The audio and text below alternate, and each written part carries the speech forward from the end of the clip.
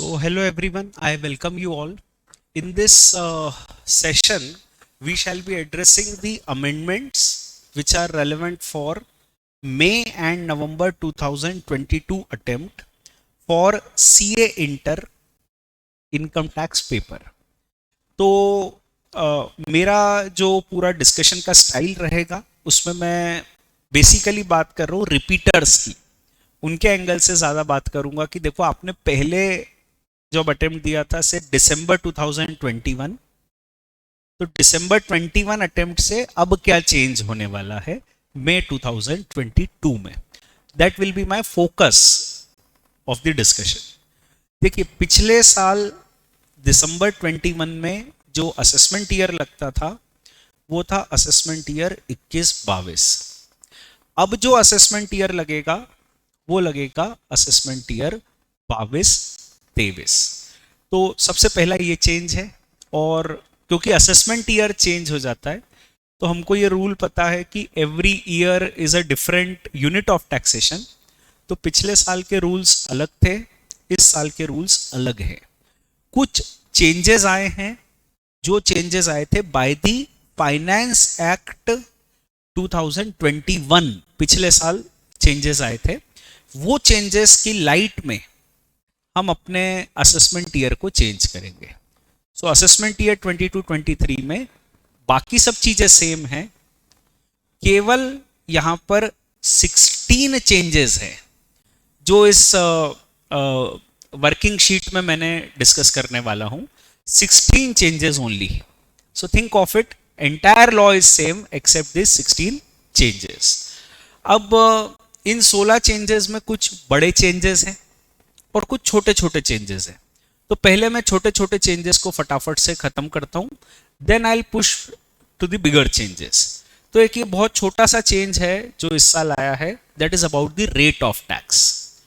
अभी देखिए जनरली जब भी अपन ईयर चेंज होता है ना, असेसमेंट ईयर, तो सबसे पहली चीज दिमाग में आती है कि इनकम टैक्स के रेट्स में तो कोई चेंज नहीं आया। खुशी की बात यह है कि एज सच इनकम टैक्स के रेट्स में कोई चेंज नहीं आया है। जो इंडिविजुअल HUF कंपनी फर्म सबके जो रेट्स थे वही के वही हैं। इवन जो स्पेशल ऑप्शनल प्रोविजंस होते थे लाइक 115 BAC BAA वो भी सेम है। तो there is no change in the rates as such. पर एक छोटा सा करेक्शन जैसा चेंज आया है। करेक्शन मतलब क्योंकि ईयर चेंज हो गया तो ऑब्वियसली उस ईयर के कंटेक्स्ट में चेंज आया है। आपको पता होगा कि डोमेस्टिक कंपनीज में जनरली रेट होता है 30%, पर अगर डोमेस्टिक कंपनी के केस में पिछले 2 साल पहले का टर्नओवर, पिछले 2 साल पहले का टर्नओवर अगर 400 करोड़ रुपए तक का था तो रेट होता था 25%। तब पिछले साल जब आपने पढ़ा होगा तब था फाइनेंशियल ईयर 2021, असेसमेंट ईयर 21-22।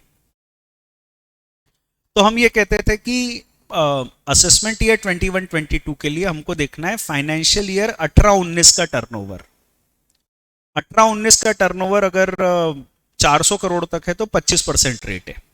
अब छोटा सा चेंज ये आया है कि हमको असेसमेंट ईयर चेंज हो गया, असेसमेंट ईयर हो गया 22-23, तो हमको देखना है 19-20 का टर्नओवर।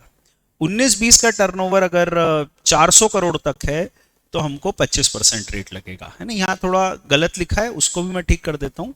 19-20 का टर्नओवर देखना है हमको। 19-20 का टर्नओवर अगर 400 करोड़ तक है तो हमको देखना है 25%। इट इज ऑब्वियस क्योंकि एक साल वो आगे बढ़ गया असेसमेंट ईयर, तो टर्नओवर भी जो देखने की बात आती है वो भी एक साल बाद की आती है। 1920 इज द रेलेवेंट ईयर जिसका टर्नओवर देखना है। तो एक छोटा सा चेंज। एक ये छोटा सा दूसरा change, residential status and scope of total income में। तो आपको पता होगा पिछले साल काफी चेंजेस आए थे इंडिविजुअल का रेसिडेंशियल स्टेटस निकालने से संबंधित, और रूल ये हो गया था कि generally we have to see 182 days और या फिर 60 डेज करंट ईयर में एंड 365 डेज 4 इयर्स में। ये तो पहले से रूल था। कुछ केसेस में 60 days have to be read as 182 days, तीन केसेस होते थे, आपको ध्यान होगा कि अगर वो सिटीजन ऑफ इंडिया है या पर्सन ऑफ इंडियन ओरिजिन है, he has left India for employment और he comes to India for a visit और he is a crew member of Indian ship, तो 60 days were replaced by 182 days. कुछ cases होते थे जहां 60 days were replaced by 120 days. जो case होता था कि अगर कोई सिटीजन ऑफ इंडिया है और इंडियन इनकम उसकी 15 लाख से ज़्यादा है, करंट ईयर में अगर वो 60, करंट ईयर में वो 120 डेज और पिछले 4 सालों में 365 डेज रहता है, तो he will become a resident. और फिर एक इम्पॉर्टेंट अमेंडमेंट ये भी आया था जिसको सेक्शन 6 सबसेक्शन 1A में लिखा था। अवर focus is about this, section 6 subsection 1A। अब ये कंसेप्ट ऐसा हुआ करता था कि अगर कोई व्यक्ति दुनिया के किसी भी देश का टैक्स रेसिडेंट नहीं है, वो दुनिया के किसी भी देश का टैक्स रेसिडेंट नहीं है, he is not liable to tax in any other country based on residence, और इंडियन इनकम उसकी 15 लाख रुपए है, इंडियन सिटीजन है, किसी दुनिया के और देश का टैक्स रेसिडेंट नहीं है, या मैं कहूं दुनिया के किसी भी देश में वो लाइबल नहीं है बिकॉज ऑफ हिज रेसिडेंस, और इंडियन इनकम उसकी 15 लाख रुपए है, citizen of India, Indian income 15 lakh रुपए है, and he is not liable to tax in any other country because of his territorial domicile, residence etcetera. तो अब ऐसा व्यक्ति जो दुनिया के किसी देश का रेसिडेंट नहीं है, उसको इंडिया का रेसिडेंट मान लिया जाएगा, क्योंकि इंडिया में वो एक सब्सटैंशियल अमाउंट कमा रहा है, 15 लाख रुपए कमा रहा है, और उसका ओरिजिन इंडिया से ही है। तो गवर्नमेंट ने अपने विजडम में ये प्रोविजन दिया था पिछले साल, इन देयर रैशनैलिटी, बात सही थी। इस साल उन्होंने क्या चेंज किया है, ये जो नॉट लाइबल टू टैक्स है, इसी शब्द को आगे एक्सटेंड किया है लाइबल टू टैक्स, और उन्होंने ये कहा है कि लाइबल टू टैक्स कौन होता है। कई लोगों का ऐसा कहना था कि साहब हम मान लो स्वीडन में हम एज सच तो लाइबल टू टैक्स हैं, पर वहां के लॉ में हमको एग्जम्पशन मिल जाता है। मान लो वहां हम ऐसी इनकम कमा रहे हैं जो स्वीडन के लॉ में एग्जम्प्ट हो जाती है, तो आप क्या इंडिया में टैक्स कर लोगे हमको? We are not liable to tax ultimately, क्योंकि वहां पे एग्जम्पशन मिल जाता है। सो वेदर आप इंडिया में हमको टैक्स करोगे, तो भारत की सरकार ने एक एग्जम्पशन दे दिया। उन्होंने कहा कि अगर वो ग्रॉसली लाइबल टू टैक्स था, ठीक है, पर अल्टीमेटली लाइबल टू टैक्स नहीं था बिकॉज ऑफ सम एग्जम्पशन, तो he was liable to tax. वहां लाइबल था, और वहां लाइबल था तो इंडिया में टैक्स नहीं लेंगे। थिंक अबाउट इट, ये नॉट वाला झगड़ा लैंग्वेज में बड़ा टिपिकल आ रहा है। मेरा ये कहना है कि अगर वो स्वीडन में या किसी भी देश में लाइबल टू टैक्स था, बाद में उसको एग्जम्पशन मिल गया हो, कोई फर्क नहीं पड़ता, क्योंकि वो लाइबल टू टैक्स था, इसलिए उसको इंडिया में टैक्स नहीं लिया जाएगा। ऐसा उन्होंने डिफाइन किया। देखो लैंग्वेज पढ़ो क्या लिखा हुआ है, liable to tax in relation to a person with reference to a country means that there is an income tax liability on such person under the law of that country for the time being in force। तो liable to tax मतलब उस पे income tax लगता है। It also includes, ये important है, इसी phrase के लिए अपन इसको पढ़ रहे हैं, it also includes a person who has been subsequently exempted from such tax liability under that law। तो ऐसा व्यक्ति जो subsequently जिसको exemption मिल गया हो, वो भी liable to tax है, और अगर वो liable to tax है तो अल्टीमेटली उसको इंडिया में टैक्स नहीं लगेगा। जैसे मेरा एग्जाम्पल कि वो स्वीडन में लाइबल टू टैक्स था, बाद में अगर उसको एग्जम्पशन भी मिल गया स्वीडन में, तो भी वो लाइबल टू टैक्स था, और वो लाइबल टू टैक्स था तो फिर इंडिया में he can not be deemed to be a resident, he would not be deemed to be a resident because he was liable to tax in that other country. तो that is the proposition. ये हो गया एक छोटा सा change, एक थोड़ा एग्जम्पटिव provision है, भारत की सरकार को उन्होंने थोड़ा सा रिलीफ दिया है, ये अच्छी चीज है। तो ये हो जाता है। अब इसके बाद जो अगला प्रोविजन आता है वो again scope of income tax वाले चैप्टर में थर्ड पॉइंट में आता है। ये जो प्रोविजन है ये मतलब पहले से प्रोविजन था जेन्युइनली, और बीच में उन्होंने एक आध साल इसको डेफर कर दिया था। तो इसलिए हो सकता है आपने इसको पढ़ा हो या नहीं पढ़ा हो, क्योंकि डेफर कर दिया था इसको, और again they have brought it back into the act with some more specification. तो अब अपन जो है उसको समझ लेते हैं। देखिए हुआ कुछ ऐसा कि हमने कहा कि business connection in India,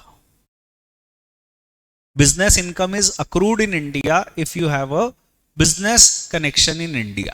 So when do you say you have a business connection in India? That is the relevant question.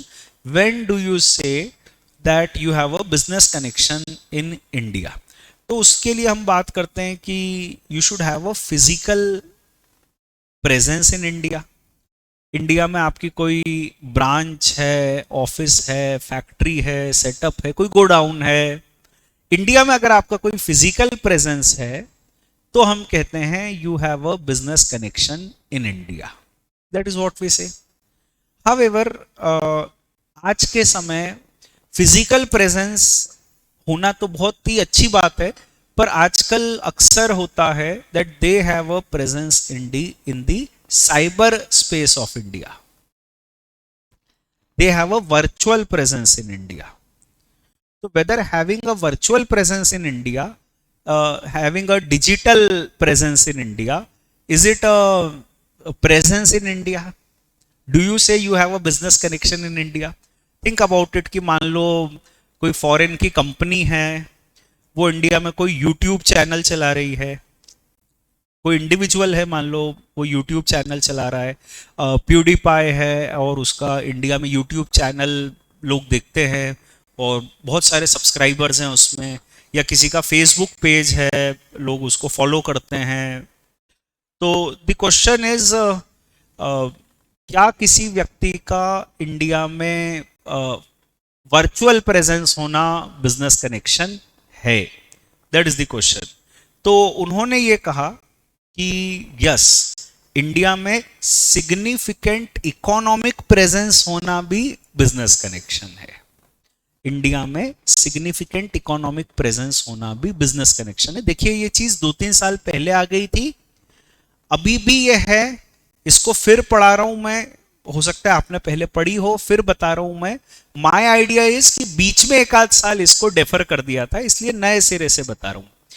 तो इंडिया में सिग्निफिकेंट इकोनॉमिक प्रेजेंस होना भी बिजनेस कनेक्शन है। Now the question comes out, when do you have a significant economic presence? तो उन्होंने दो तरह के ट्रांजैक्शन किए हैं। एक ट्रांजैक्शन है जहां पर आपके इंडिया में सब्सक्राइबर्स हैं, जैसे मैंने एग्जांपल लिया कि प्यूडीपाई के इंडिया में सब्सक्राइबर्स हैं, या और कोई फॉरेन का चैनल है, कोई फेसबुक पेज है, उस पर फॉलोअर्स है, इंस्टाग्राम पे फॉलोअर्स है। तो अगर कोई का इंडिया में 3 लाख से ज्यादा सब्सक्राइबर्स हैं तो he has a significant economic presence in India.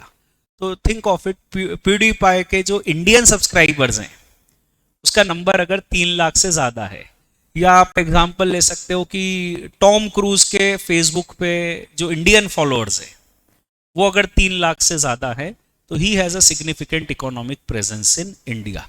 तो उससे वो जो भी फेसबुक वगैरह से, इंस्टाग्राम से, यूट्यूब से जो भी इनकम कमा रहे हैं, that income would accrued in India to the extent of Indian operations. Bharat से संबंधित जो इनकम है वो प्रोपोर्शनेट इनकम इंडिया में टैक्सेबल हो जाएगी। तो अगर आपका इंडिया में सिग्निफिकेंट इकोनॉमिक प्रेजेंस है तो you are liable to tax in India, you have a business connection in India. दूसरा आता है, it is a case of you can say sale and purchase of goods etcetera. तो basically ये situation आती है about e commerce sites, जैसे मान लो Amazon है या और कोई साइट है, तो उनका अगर इंडिया में कोई ऐसा प्लेटफॉर्म है जिसके जरिए वो अपने गुड्स सर्विसेज सेल करते हैं। तो अगर इंडिया में उनका कोई ऐसा प्लेटफॉर्म है जिसके जरिए वो गुड्स एंड सर्विसेज सेल करते हैं, फिजिकल प्रेजेंस नहीं है, they just have a virtual presence in India. तो अगर इंडिया में उनका कोई ऐसा वर्चुअल प्रेजेंस है, they have a business connection in India, and उससे जो भी इनकम होगी that income would be accrued in India. तो you can of course significant presence होना चाहिए, तो सिग्निफिकेंट प्रेजेंस के लिए लिमिट है 2 करोड़। तो अगर अमेजॉन का इंडिया में कोई ऑफिस नहीं है, पर अमेजॉन का इंडिया से टर्नओवर अगर 2 करोड़ से ज्यादा है, तो Amazon has a significant economic presence, and therefore Amazon को जो भी इनकम होगी इंडिया से, that income would be accrued in India. So they have put a limit, a monetary limit also, जिसकी लाइट में अपने को इसको देखना है। तो 2 तरह के ट्रांजैक्शन है। एक ट्रांजैक्शन है जहां पर एक व्यक्ति का इंडिया में सब्सक्राइबर्स हैं, यूजर्स हैं, जैसे फेसबुक या फिर यूट्यूब या फिर इंस्टाग्राम। तो आपके अगर इंडिया में इतने नंबर से ज्यादा सब्सक्राइबर्स हैं, तो you have a significant economic presence. तो टेक्निकल गुरुजी भी हो सकते हैं, वो जैसे मैंने बाकी नाम लिए वो भी हो सकते हैं, उनके अगर इंडिया में इतने सब्सक्राइबर्स हैं, so they have a significant economic presence. दूसरा आता है जो ई कॉमर्स साइट्स हैं, तो उनके अगर इंडिया में इतना टर्नओवर है, तो दे have a significant economic presence, and उससे अगर कोई इनकम होती है तो that income is accrued in India. तो ये एक बेसिक छोटा सा चेंज के साथ ये प्रोविजन आ गया है। ठीक है, दिस इज डन। तो देखिए 16 में से 3 हो गए अपने, छोटे छोटे से थे। आप क्विकली रिकैप करोगे तो एक तो ये था रेट ऑफ टैक्स, उसमें कोई चेंज आया ही नहीं, बेसिकली सेम है। दूसरा है ये कि अगर वहां फॉरेन में टैक्सेबल हो और बाद में एग्जम्प्ट हो गए तो भी टैक्सेबल माना जाएगा आपको, और इंडिया की सरकार आपसे टैक्स नहीं लेगी। तीसरा, बिजनेस कनेक्शन के कंसेप्ट में वर्चुअल प्रेजेंस को लेकर थोड़ा सा चेंज आया है। अब उसके बाद मैं आता हूं 5th पॉइंट पे। छोटे छोटे पॉइंट पहले एड्रेस कर रहा हूं, तो 5th पॉइंट पहले लेता हूं, 4th में थोड़ा डिस्कशन है। Now 5th point is about depreciation on goodwill. आपको पता होगा कि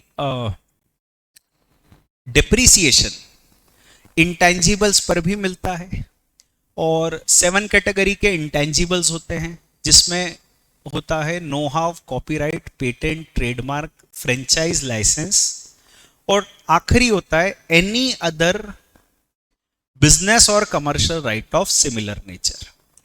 तो ये जो 7th कैटेगरी का इंटेंजिबल होता है ना, एनी अदर बिजनेस और commercial right of similar nature, ये बहुत इंपॉर्टेंट होता है। ये हम लोग कहते हैं रेसिडियोरी क्लॉज है, और इसको आपने शायद डेफिनेटली पढ़ा होगा कि एजस्सिम जेनेरिस के प्रिंसिपल पर हम इसको डिकोड करते हैं और कहते हैं कि एनी अदर बिजनेस और commercial right of similar nature में कोई भी ऐसी चीज आ जाएगी जो नो हाउ, कॉपीराइट, ट्रेडमार्क वगैरह से संबंधित है। और इसमें सबसे क्लासिकल डिस्कशन होता है गुडविल का। क्या गुडविल भी एनी अदर बिजनेस और commercial right of similar nature है? क्या गुडविल पर भी डिप्रिसिएशन मिलेगा?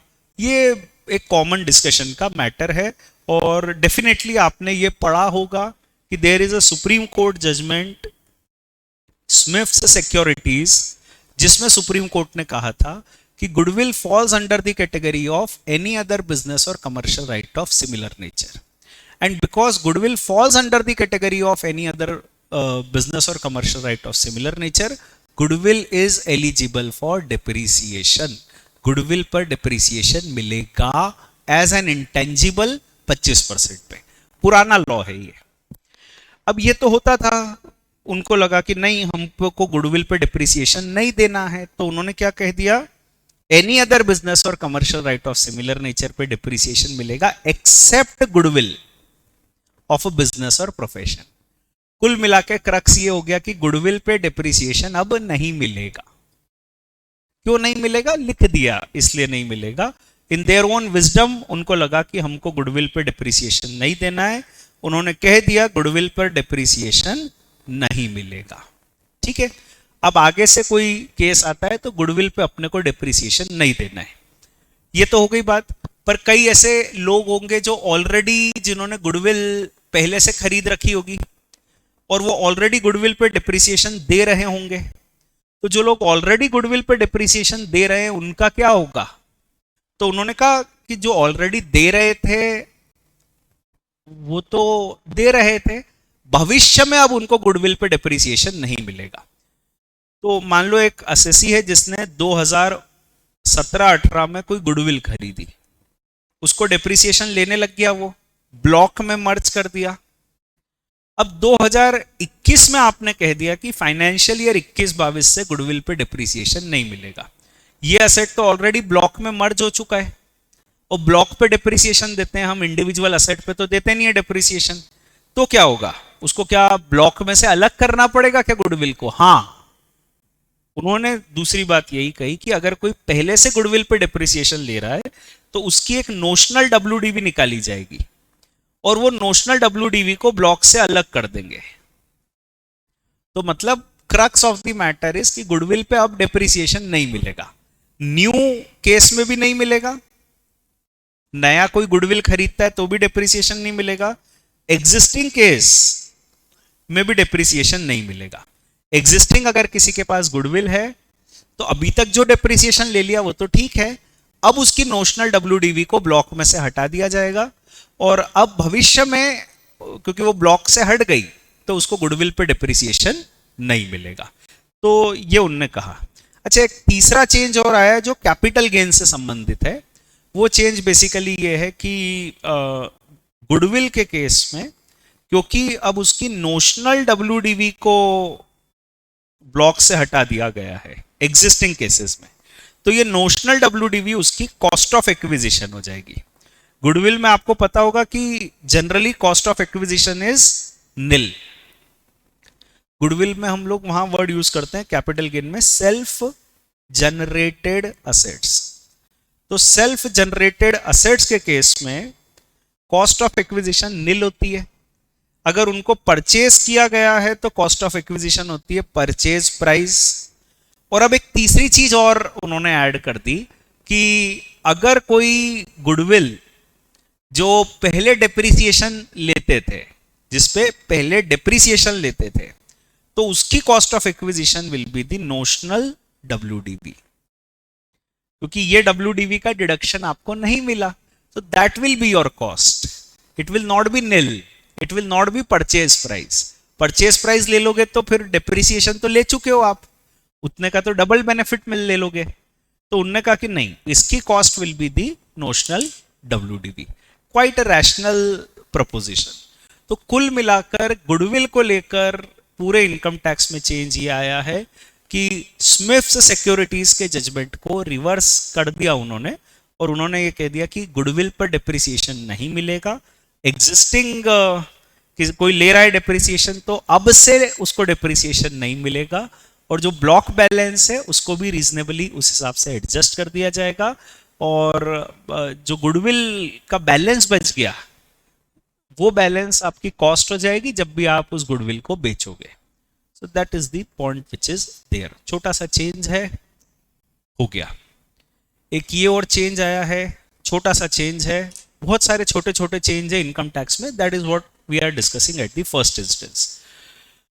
अभी आपको पता होगा बिजनेस हेड से संबंधित है और employers contribution to provident fund section 43B लगता है। 43B क्या कहता है? Due date of filing of return तक जमा कर दो, और अगर due date of filing of return तक जमा कर दिया तो अलाउड, नहीं जमा किया तो जब जमा करोगे तब अलाउ हो जाएगा। अल्टीमेटली डिडक्शन तो मिलेगा। उनका यह कहना है कि भाई ये जो खर्चा है इसको due date of filing of return तक जमा कर दो, नहीं तो कोई बात नहीं, जब जमा करोगे तब डिडक्शन ले लेना। Employees contribution to provident fund, इसको लेकर काफी कंट्रोवर्सी चल रही थी। Employees contribution to provident fund, इसमें दो इंटरप्रिटेशन पॉसिबल थे। पहला व्यू ये था कि sir section 36(1)(5)(a) clear cut section है, ये कहता है कि employees contribution to provident fund आपको जमा करना चाहिए up to the due date. Under the provident fund act. अगले महीने की 21 तारीख 20 तारीख जो भी है उस तारीख तक जमा करना चाहिए। अगर आपने इसको अगले महीने की उस तारीख तक जमा कर दिया तो अलाउड, नहीं जमा किया तो it is never ever allowed, आपको बाद में इसका डिडक्शन नहीं मिलेगा। तो एक ये व्यू था जो शायद लेजिस्लेचर का यही इंटेंशन था शायद, और व्यू ये था कि आपको प्रोविडेंट फंड को प्रोविडेंट फंड एक्ट की ड्यू डेट तक जमा करना है। अगर नहीं किया तो हम आपका डिडक्शन इसका नहीं देंगे, इनफैक्ट इसको इनकम मान लेंगे आपकी। एम्प्लॉय से जो प्रोविडेंट फंड मिला एक बार तो उस अमाउंट को आपकी इनकम मान लेंगे, और अगर आपने उसको प्रोविडेंट फंड एक्ट की ड्यू डेट तक जमा नहीं किया तो हम उसका डिडक्शन आपको कभी नहीं देंगे। ये एक व्यू था। दूसरा एक व्यू और चल रहा था जो कुछ कोर्ट्स ने लिया था, जैसे एक जजमेंट था किच्चा शुगर। किच्चा शुगर के केस में कोर्ट ने कहा था कि देखिए employee contribution to provident fund जैसा कुछ नहीं होता है। अगर आप जो एम्प्लॉय से ले रहे हो अल्टीमेटली उसको एम्प्लॉयर को ही जमा करना है, तो सारा कंट्रीब्यूशन एम्प्लॉयर का ही होता है। एंड देयरफॉर अगर आप उसको प्रोविडेंट फंड एक्ट की ड्यू डेट अगर आप उसको due date of filing of return तक जमा कर देते हो तो वो अलाउ हो जाएगा, क्योंकि वो कंट्रीब्यूशन एम्प्लॉय से लेने के बाद एम्प्लॉयर का ही हो गया और उस पर 43B लगेगा। एंड अगर आपने उसको प्रोविडेंट फंड एक्ट की ड्यू डेट तक जमा कर दिया तो वो अलाउड है, नहीं जमा किया तो जब जमा करोगे तब उसका डिडक्शन मिल जाएगा। यहां दो व्यूज पॉसिबल हो गए थे। एक तो जो लॉ में लिखा था वो था कि आप उसको प्रोविडेंट फंड एक्ट की ड्यू डेट तक जमा कर दो, और दूसरा व्यू एक कोर्ट के कुछ जजमेंट्स आ गए थे जो कहते थे कि due date of filing of return तक जमा कर दो। लेजिस्लेचर वांटेड टू क्लेरिफाई कि ये जो सेकंड व्यू चल रहा है जो कुछ कोर्ट्स ने लिया है, ये व्यू से हम सहमत नहीं हैं, तो उन्होंने क्लेरिफाई कर दिया कि provident fund has to be deposited up to the due date of filing of up to the due date under the provident fund act. Provident fund जो आपको जमा करना पड़ेगा वो प्रोविडेंट फंड एक्ट की ड्यू डेट तक जमा करना पड़ेगा, और अगर आपने उसको प्रोविडेंट फंड एक्ट की ड्यू डेट तक जमा नहीं किया तो it will be never ever allowed. यही व्यू सही है, ऐसा लेजिस्लेचर ने क्लेरिफाई किया। तो कुल मिलाकर आज जो पोजीशन है वो लॉ अपने आप में क्लियर है, और उनका यह कहना है कि देखो employers contribution to provident fund due date of filing of return तक जमा करो, जमा करोगे तो अलाउड, नहीं जमा करोगे तो डिसअलाउड, पर जब जमा करोगे तब उसका डिडक्शन मिल जाएगा। Employees contribution to provident fund, employees contribution to provident fund, इसे आपकी इनकम मान लिया जाएगा, और अगर आप इसे प्रोविडेंट फंड एक्ट की ड्यू डेट तक जमा करोगे तो अलाउड, नहीं जमा करोगे तो it will never ever be allowed to you as a deduction. तो इसका डिडक्शन आपको कभी नहीं मिलेगा। तो अल्टीमेटली दे वांट कि आप एम्प्लॉय का कंट्रीब्यूशन जमा कर दो प्रोविडेंट फंड एक्ट की डेट तक, नहीं जमा किया तो हम उसका डिडक्शन नहीं देंगे। ऐसे ही प्रोविडेंट फंड के साथ ईएसआई में भी सेम होगा, जो भी स्टैट्यूटरी कॉन्ट्रीब्यूशन है पीएफ ईएसआई एक्सेट्रा, उनके लिए ये रूल है। तो उन्होंने क्या लिख दिया यहाँ पे 43B में, employers contribution to provident fund और superannuation fund it is allowed on actual payment basis. उन्होंने यहां पे ब्रैकेट में लिख दिया and not employees contribution, it is only about employers contribution. Plus 36(1)(5)A में भी लिख दिया कि कोर्ट के कुछ जजमेंट्स थे तो हम क्लेरिफाई करते हैं कि इसके ऊपर 43B नहीं लगेगा, ये लिखा उन्होंने 36(1)(5)A में। कुल मिला के क्रक्स ऑफ द मैटर यही है जो मैंने आपको बताया। एम्प्लॉयर कॉन्ट्रीब्यूशन 43B लगेगा, due date of filing of return तक जमा किया तो अलाउड, नहीं जमा किया तो जब जमा किया तब अलाउड। एम्प्लॉइज कॉन्ट्रीब्यूशन उसे आपकी इनकम मान लिया जाएगा, अगर ड्यू डेट तक जमा कर दिया प्रोविडेंट फंड एक्ट की तो अलाउड, नहीं तो never ever allowed. So this is another amendment. इसके बाद अगला अमेंडमेंट आता है, यहाँ पे छोटा सा एक अमेंडमेंट है टैक्स ऑडिट की रिक्वायरमेंट को लेके देखिए पिछले साल कोई बहुत ज़्यादा अमेंडमेंट्स जेन्युइनली आए नहीं, छोटे छोटे अमेंडमेंट्स हैं और कुछ बड़े हैं, उनको मैं अलग से डिस्कस कर रहा हूँ, बाद में बता रहा हूँ। तो एक छोटा सा अमेंडमेंट है टैक्स ऑडिट की लिमिट को लेकर, सेक्शन 44AB। अब इसमें क्या हुआ समझो कि बाकी सब चीजें सेम है, सिर्फ मैं ऐसा कह देता हूं कि 5 करोड़ को चेंज करके 10 करोड़ कर दिया। That is what has happened. अब आप ये वंडर कर रहे होगे कि 5 करोड़ कहां था, तो मैं आपको याद दिला देता हूं कि देखिए जनरली बिजनेसमैन के केस में टैक्स ऑडिट की लिमिट होती है 1 करोड़। 1 करोड़ से ऊपर टर्नओवर है तो टैक्स ऑडिट कराना है। प्रोफेशन में लिमिट होती है 50 lakh. I am talking about the business. Business के केस में टैक्स ऑडिट की लिमिट होती है 1 crore. Turnover of the current year 1 crore से ज्यादा है तो ऑडिट कराना है। प्रिजम्पटिव टैक्सेशन में वो लिमिट 1 करोड़ की जगह 2 करोड़ हो सकती है।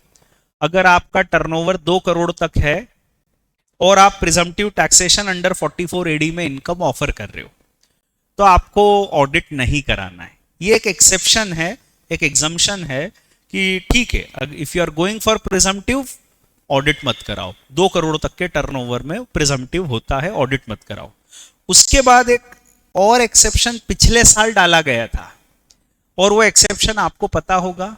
उस एक्सेप्शन में ये दिया हुआ था कि अगर कोई ऐसा एसएससी है जिसका 5 करोड़ तक का टर्नओवर है, पहले वो 5 था अब 10 हुआ है, 5 करोड़ तक का टर्नओवर है, उसकी 95% रिसिट्स और 95% एक्सपेंसेस बैंकिंग चैनल से है तो उसको ऑडिट की जरूरत नहीं है। मेनली वो बैंकिंग चैनल से ऑपरेट कर रहा है तो उसको क्या ऑडिट कराना। तो उन्होंने वो क्राइटेरिया 5 करोड़ रखा था। ऐसा व्यक्ति जिसकी 95% receipts and 95% of the expenses in amount terms, अगर उसके 95% रिसिट्स और एक्सपेंडिचर बैंकिंग चैनल से है, मतलब लेस देन 5% कैश में है, तो क्योंकि उसका सब बैंकिंग चैनल से ही काम हो रहा है तो उसको ऑडिट कराने की जरूरत नहीं है। उनको ये स्कीम लगा सक्सेसफुल है, सही है, तो 5 करोड़ को उन्होंने कर दिया 10 करोड़। ऐसा कोई व्यक्ति जिसका करंट ईयर का टर्नओवर 10 करोड़ तक है, 10 करोड़ बहुत बड़ी लिमिट होती है, 10 करोड़ तक का उसका टर्नओवर है और 95% of the receipts and 95% of the expenses banking channel से है तो उसको ऑडिट कराने की जरूरत नहीं है। भले ही टर्नओवर ज्यादा हो, मतलब 1 करोड़ से ज्यादा हो, 2 करोड़ से ज्यादा हो, तो भी ऑडिट नहीं कराना है उसको, अगर 95% of the receipts and expenses banking channel से है। तो छोटा सा एक चेंज आया है, इतना ही चेंज है, बाकी तो सब सेम है। वही प्रोफेशन में 50 लाख की लिमिट है, वही दिया हुआ है प्रिजम्पटिव टैक्सेशन से ऑप्ट करते हो और इनकम एग्जम्पशन लिमिट से ज्यादा है तो ऑडिट कराना है। ऑडिट रिपोर्ट 30 सितंबर तक सबमिट होती है और रिटर्न जो है 31 अक्टूबर तक सबमिट होता है। बाकी सब चीजें सेम है, देयर इज नो चेंज। तो ये हो गया अगला चेंज। इसके बाद आता है अगला छोटा सा चेंज, छोटे छोटे चेंजेस वो लेकर आए। एक कंसेप्ट है टॉलरेंस लिमिट का, आपको पता होगा सेक्शन 50C, 56(2), 43CA, इनमें क्या होता है कि अगर कोई इमूवेबल प्रॉपर्टी का सौदा होता है तो actual consideration is to be compared with guideline value. Guideline value is a barometer कि उससे देखा जाता है, और गाइडलाइन वैल्यू से कम में सौदा करोगे तो हम गाइडलाइन वैल्यू को सेल कंसीडरेशन मान लेंगे, और उधर गिफ्ट टैक्स में 56(2) में दिया है कि गाइडलाइन वैल्यू से कम में सौदा हुआ है तो जो difference between guideline value and consideration है उसको गिफ्ट मान लेंगे। ये सब पहले का प्रोविजन है। Guideline value becomes important. लोगों का कहना था कि साहब मान लो गाइडलाइन वैल्यू है, मान लो एक्चुअल कंसीडरेशन है 1 करोड़ और गाइडलाइन वैल्यू और एक्चुअल कंसीडरेशन में थोड़ा नॉमिनल डिफरेंस हो जाता है। मान लो ये 1 करोड़ 2 लाख की गाइडलाइन थी, हमने कोई आया अपना पहचान वाला तो उसको थोड़ा कम में दे दिया, actual consideration is somewhat less than guideline value, तो क्या फिर भी ये प्रोविजन लगाओगे? कई बार रियल लाइफ में सौदे जब होते हैं तो गाइडलाइन वैल्यू से थोड़े से कम में हो जाते हैं, तो क्या फिर भी आप ये प्रोविजन लगाओगे? तो सरकार का कहना था कि ठीक है, हम ऐसा करते हैं कि डिफरेंस अप टू 5% को एक्सेप्ट कर लेंगे।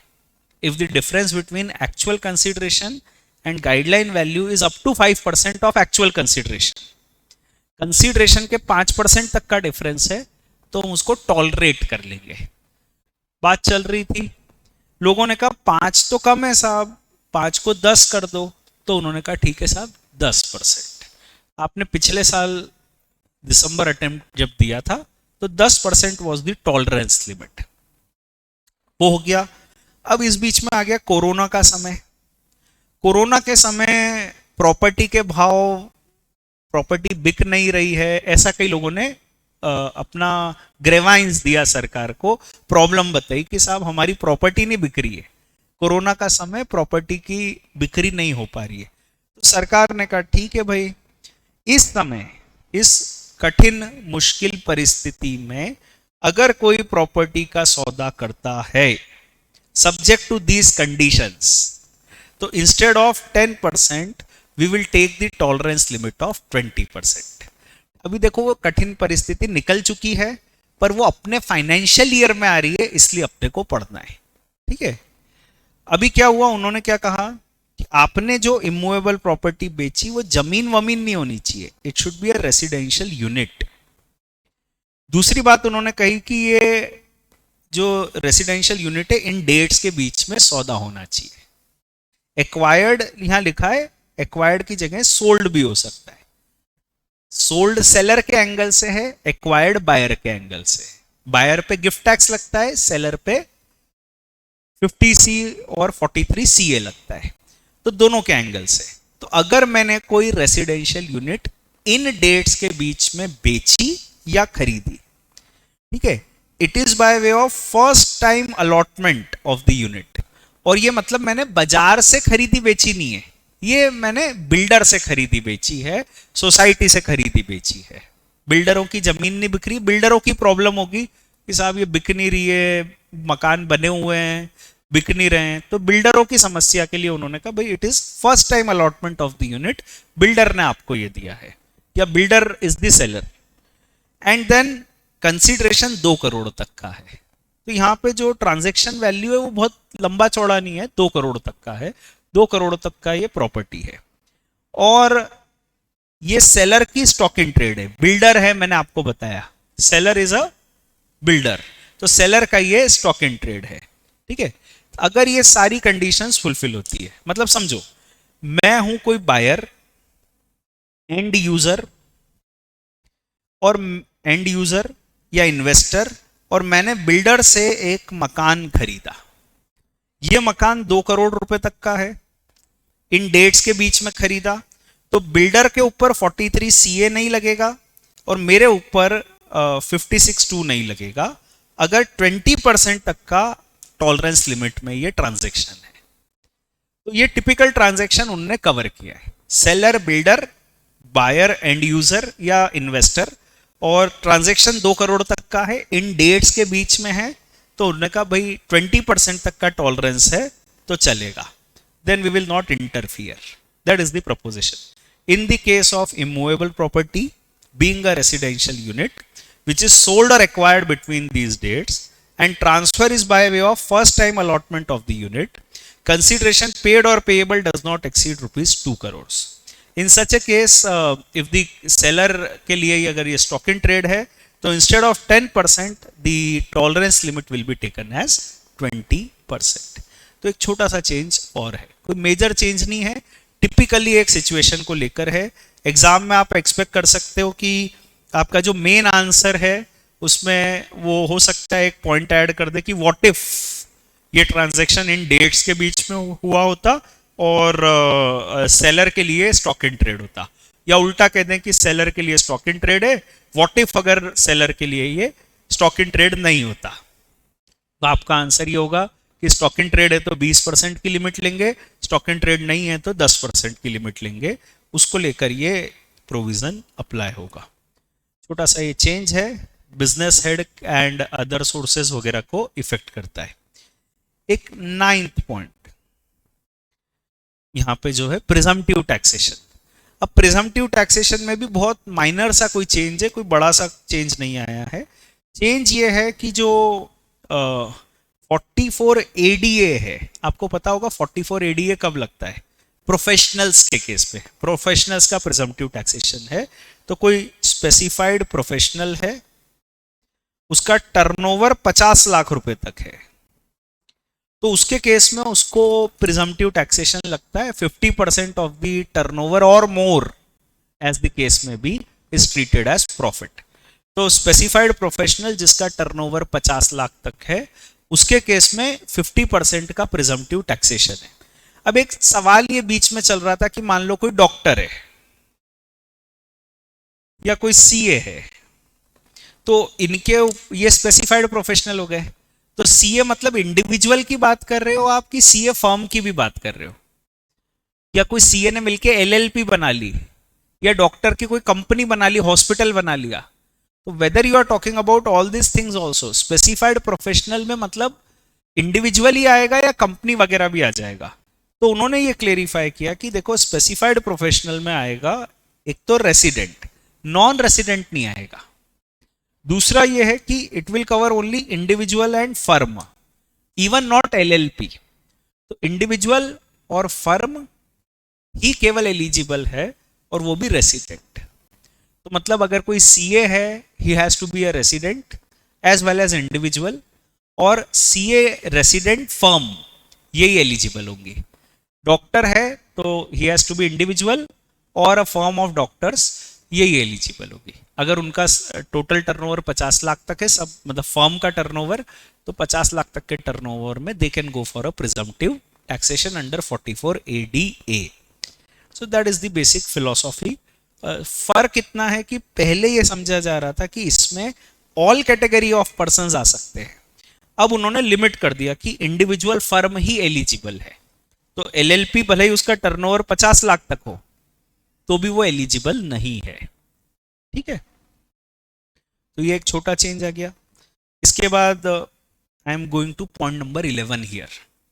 यहां पर अगेन एक छोटा सा चेंज आया है, सेक्शन 80EEA।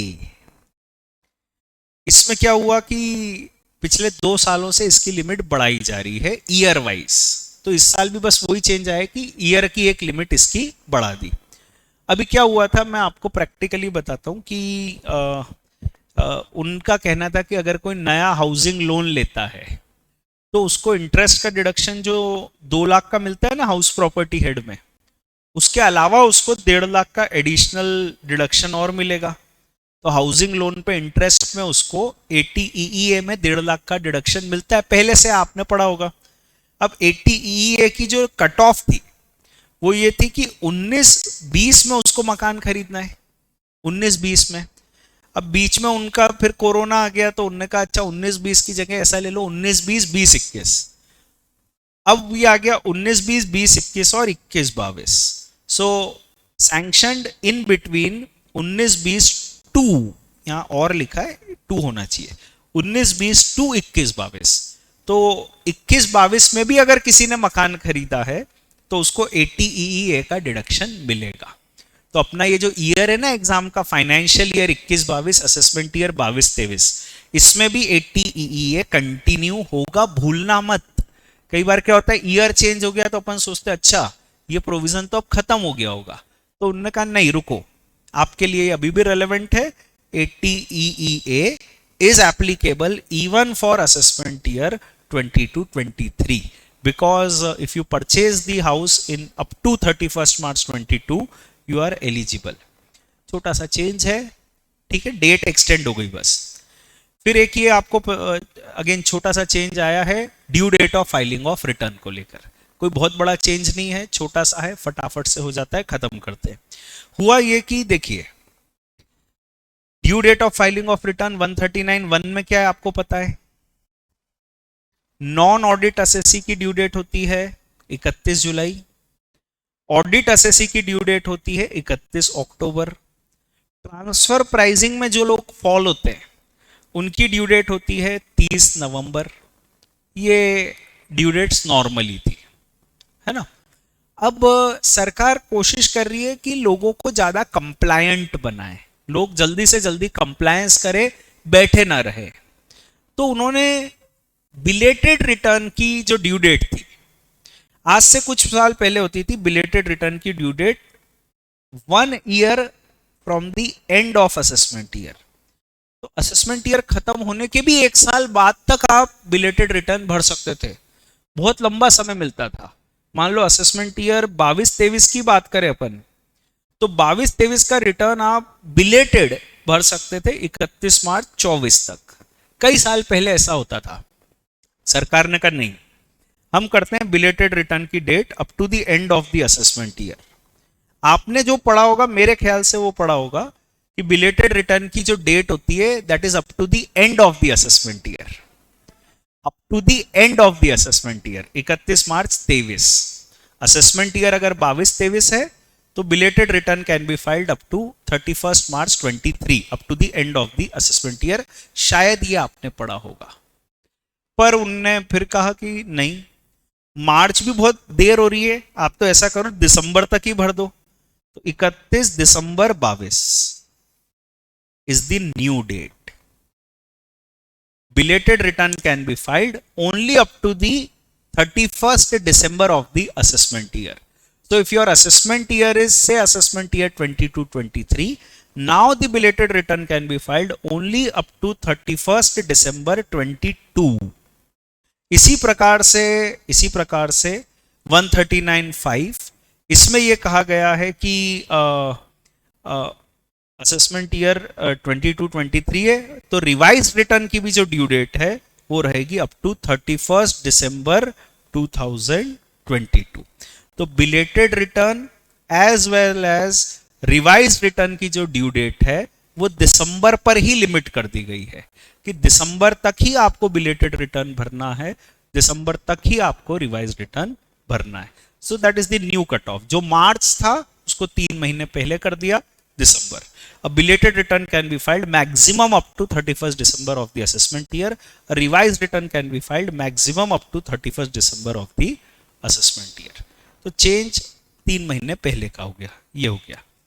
इसके बाद TDS, TCS से संबंधित कुछ प्रोविजन है, इनको पढ़ना है। TCS में तो इतना ज्यादा चेंज नहीं है, TDS में 1-2 प्रोविजंस नए जोड़े हैं, वो मेरे को आपको बताना है तो वो बता दूंगा। वो थोड़ा सा मेजर अमेंडमेंट मानते हैं अपन उसको, तो वो करते हैं। तो अब देखिए, अपने जो ब्रॉडली छोटे छोटे अमेंडमेंट्स थे वो सब हो गए। अब now we will be shifting to the major amendments. Major 2 ही चेंजेस आए हैं। एक जो चेंज आया है that is related to LIC life insurance, और एक चेंज और आया है जो TDS TCS में आया है। तो ये 2 मेजर अमेंडमेंट जिसमें डिस्कशन थोड़ा सा है वो मैं आपको बताता हूं। पहले क्योंकि सामने TDS TCS है, इसकी बात कर लेता हूं, then I will go back to that LIC related change. तो देखिए, एक तो ये TCS TDS, इसके अंदर अपन अगर समझें तो what change has come out is something like this कि व्हाट हैपेंस इज, TCS की पहले बात करते हैं। तो TCS में आपको ये पता होगा कि अगर कोई अपना पैन नहीं देता है, I am the pair, the other person is the पेई। पेई की जिम्मेदारी होती है TCS में कि वो अपना पैसा कलेक्ट करते समय साथ में TCS भी कलेक्ट करे। पेई की जिम्मेदारी होती है कि वो TCS भी कलेक्ट करे। अब उनका ये कहना है कि अगर कोई पेई TCS कलेक्ट, मतलब पेयर अगर अपना पैन नहीं देता है, मैं फिर बोल देता हूं, पेई की जिम्मेदारी होती है कि वो TCS कलेक्ट करे, पर TCS कलेक्ट करते समय पेई को चाहिए पेयर का पैन, क्योंकि वो जो भी TCS कलेक्ट करेगा वो जमा करेगा ना गवर्नमेंट को, ये बताते हुए कि साहब मैंने उस पैन वाले व्यक्ति का TCS कलेक्ट किया है। तो यू नीड द पैन। अब पेयर अगर अपना पैन नहीं देता है तो पहले लॉ क्या था? लॉ ये था कि आप TCS कलेक्ट करोगे at twice the given rate और 5% विच एवर इज हायर। तो मान लो गिवन रेट है 1%, तो आप TCS कलेक्ट करोगे ट्वाइस 2% और 5% विच एवर इज हायर, तो उसका TCS ज्यादा कलेक्ट करोगे। ऐसे ही मान लो अगर सामने वाला पैन नहीं देता है और उसका रेट है 5%, तो आप TCS कलेक्ट करोगे 5 का ट्वाइस 10 और 5% विच एवर इज हायर, ये था पहले से। अब इसमें एक टीसीएस का सेक्शन और था 206CH, 206C1H। ये जो टीसीएस का सेक्शन है आपने पढ़ा होगा जरूर से। टीसीएस का सेक्शन ये था कि अगर 10 करोड़ तक का टर्नओवर, 10 करोड़ से ज्यादा टर्नओवर है आपका और 50 लाख से ऊपर का ट्रांजैक्शन है, ठीक है, 10 करोड़ से ज्यादा का टर्नओवर है और ट्रांजैक्शन 50 लाख से ज्यादा है, if you sell any goods, आपका जो टर्नओवर है पिछले साल का वो 10 करोड़ से ज्यादा है और जो आपका और बायर के बीच में ट्रांजैक्शन हो रहा है वो 50 लाख से ज्यादा का है, तो ऐसी परिस्थिति में सेलर की जिम्मेदारी है कि वो बायर से टीसीएस कलेक्ट करे। ठीक है, सेलर की जिम्मेदारी है कि वो बायर से टीसीएस कलेक्ट करे। यहां पे हम बात कर रहे हैं सेलर का टर्नओवर 10 करोड़ से ज्यादा है, बायर और सेलर के बीच में मान लो ट्रांजैक्शन हुआ 60 लाख का, तो सेलर ने 60 लाख के गुड्स बायर को बेचे। ऐसी परिस्थिति में सेलर की जिम्मेदारी है कि वो टीसीएस कलेक्ट करे। किस रेट पे? नॉर्मल रेट है 0.1%। किस अमाउंट पे? 50 लाख से ऊपर जो अमाउंट है ना उस पे 10 लाख पे 0.1% टीसीएस कलेक्ट करना है। अब हम ये कह रहे हैं कि मान लो वो पैन नहीं देता है, अगर वो पैन नहीं देता है बायर, तो क्या आप टीसीएस 5% पे कलेक्ट कर लोगे क्या? 5% तो बहुत हो जाएगा। हम 0.1% का ट्वाइस भी ले लो तो 0.2 हो गया। आप कह रहे हो 5% पे कलेक्ट करो, 5 तो बहुत हो जाएगा। तो उन्होंने ये कहा है कि instead of taking the rate as 5%, you take the rate as 1%। तो अगर सामने वाला पैन नहीं दे तो वैसे तो 5% लगाना है, पर इन दैट केस वो 10 करोड़ वाले ट्रांजैक्शन में आपको लगाना है 1%।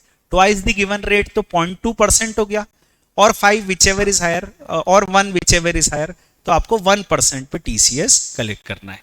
तो यहां पर बेसिक ट्रांजैक्शन ये है कि अगर आपका turnover as a seller 10 crore से ऊपर है, आपने बायर को गुड्स बेचे, 50 लाख से ऊपर का ट्रांजैक्शन है, सामने वाला पैन दे दे तो 0.1% पे टीसीएस कलेक्ट करना, पैन नहीं दे तो टीसीएस कलेक्ट करना 1% पे।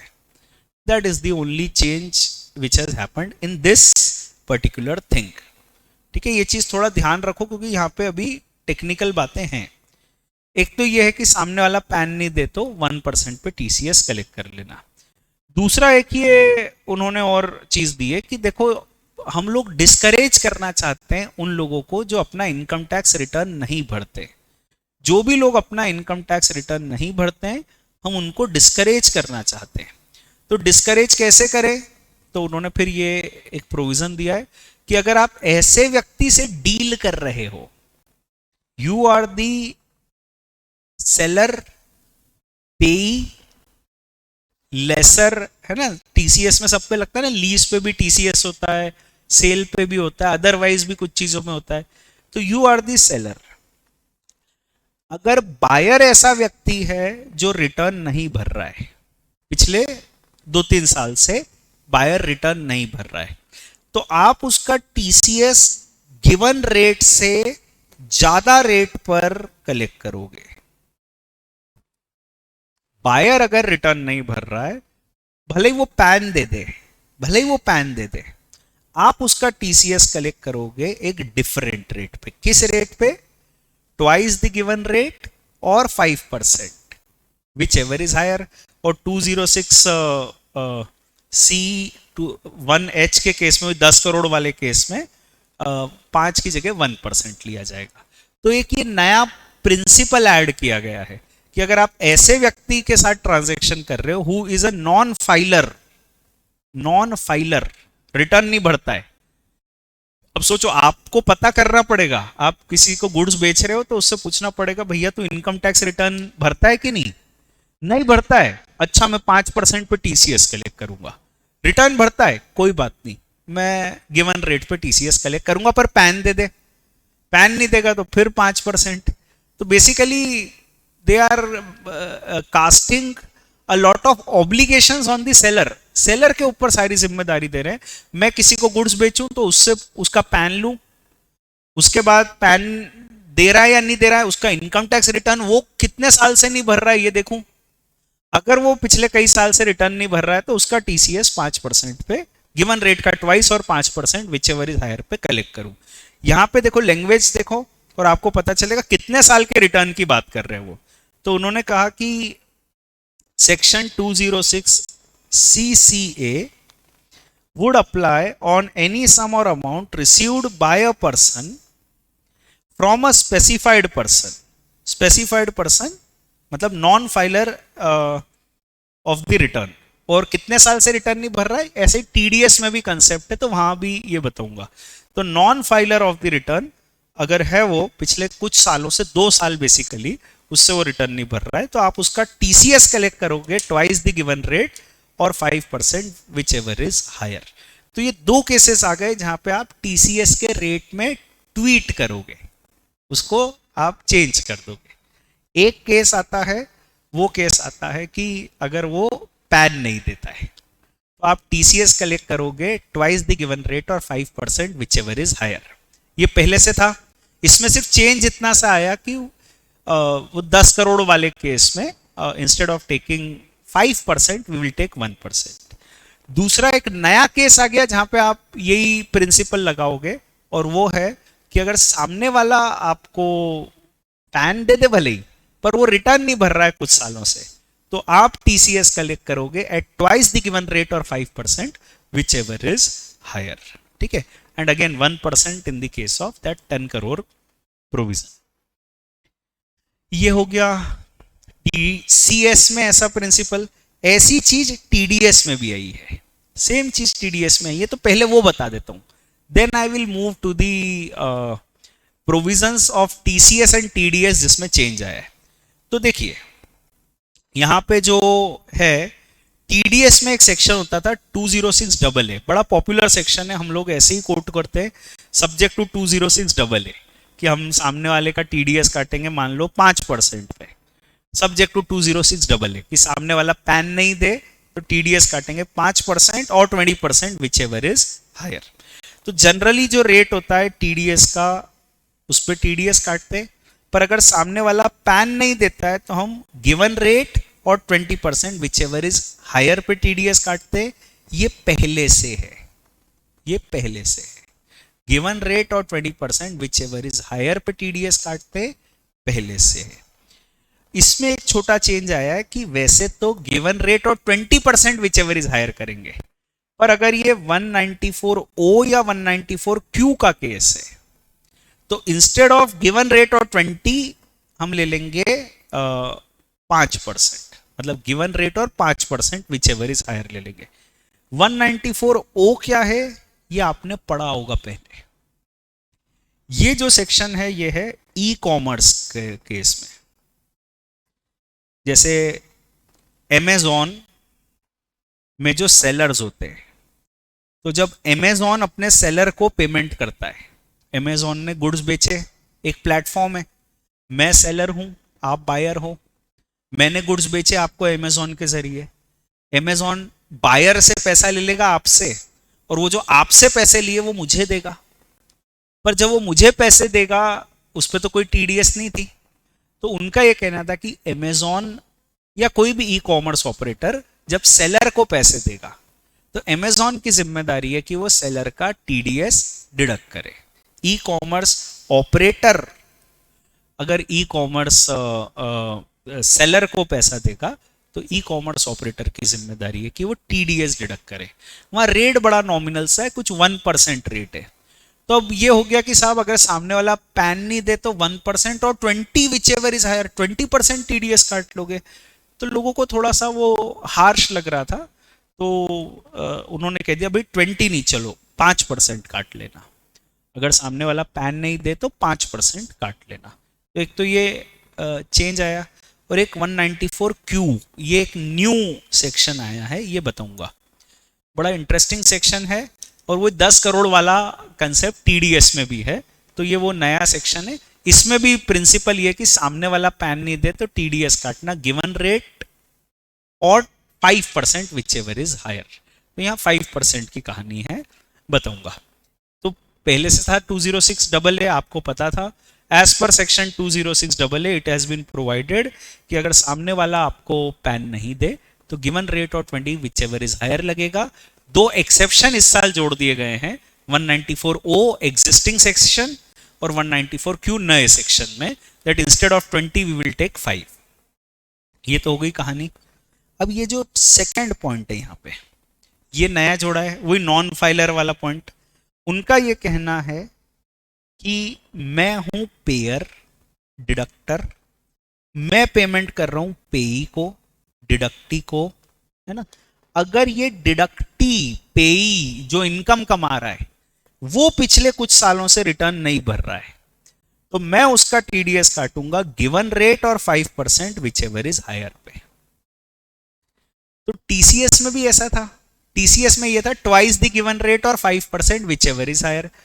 यहां भी वैसा है, ट्वाइस द गिवन रेट और 5% विच एवर इज हायर। तो अगर कंसेप्ट वही है कि अगर मैं ऐसे व्यक्ति से ट्रांजैक्शन कर रहा हूं जो पिछले कुछ सालों से रिटर्न नहीं भर रहा है, तो उसका टीडीएस टीसीएस ज्यादा करो। हम देखना चाहते हैं कि वो कौन है जो रिटर्न नहीं भर रहा है, क्यों नहीं भर रहा है। आए वो सामने, अगर उसका कोई रिफंड बनता है तो रिटर्न भर के रिफंड क्लेम करे वो। तो एक बार उन्होंने कह दिया कि भाई आपको तो टीडीएस उसका काटना पड़ेगा, not at the given rate, at a higher rate, twice the given rate और 5% विच एवर इज हायर। ठीक है, टीडीएस में भी ये दो सिचुएशंस आ गई, टीसीएस में भी ये दो सिचुएशंस आ गई। अब हम बात कर रहे हैं कि वो किसकी बात कर रहे हैं, जो पिछले कुछ सालों से रिटर्न नहीं भर रहा है। तो कितने सालों से रिटर्न नहीं भर रहा है, तो उन्होंने ये आप देखो क्राइटेरिया दिया है, a person who, specified person कौन है जो रिटर्न नहीं भर रहा है, a person who has not filed return of income for both of the 2 assessment years, जो पिछले हैं, है ना। इसकी भाषा पे मत जाना, बहुत भयंकर भाषा लिखी है उन्होंने।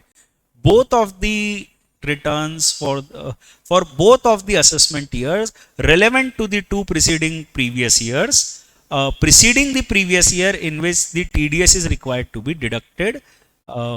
मतलब जिस साल TDS काटना था उसका जो असेसमेंट ईयर है उसके पिछले 2 साल। सिंपल बात, पिछले 2 सालों का रिटर्न नहीं भरा है उसने। जो करंट ईयर है ना उसके पिछले 2 सालों का रिटर्न नहीं भरा है।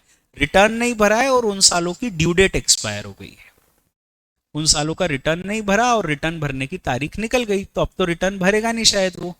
तो ऐसा व्यक्ति जिसने रिटर्न नहीं भरा है पिछले 2 सालों का, उससे अगर आप डील कर रहे हो तो फिर ये बात आएगी। और एक दूसरी बात और है, मतलब नंबर 1 उसने पिछले 2 सालों से रिटर्न नहीं भरा, नंबर 2 उन साल की रिटर्न भरने की तारीख निकल गई, एंड नंबर 3 उसका जो एग्रीगेट टीडीएस टीसीएस हुआ था उन 2 सालों में, एग्रीगेट वो हुआ था 50,000 रुपए इन ईच ईयर, 50,000 या उससे ज्यादा।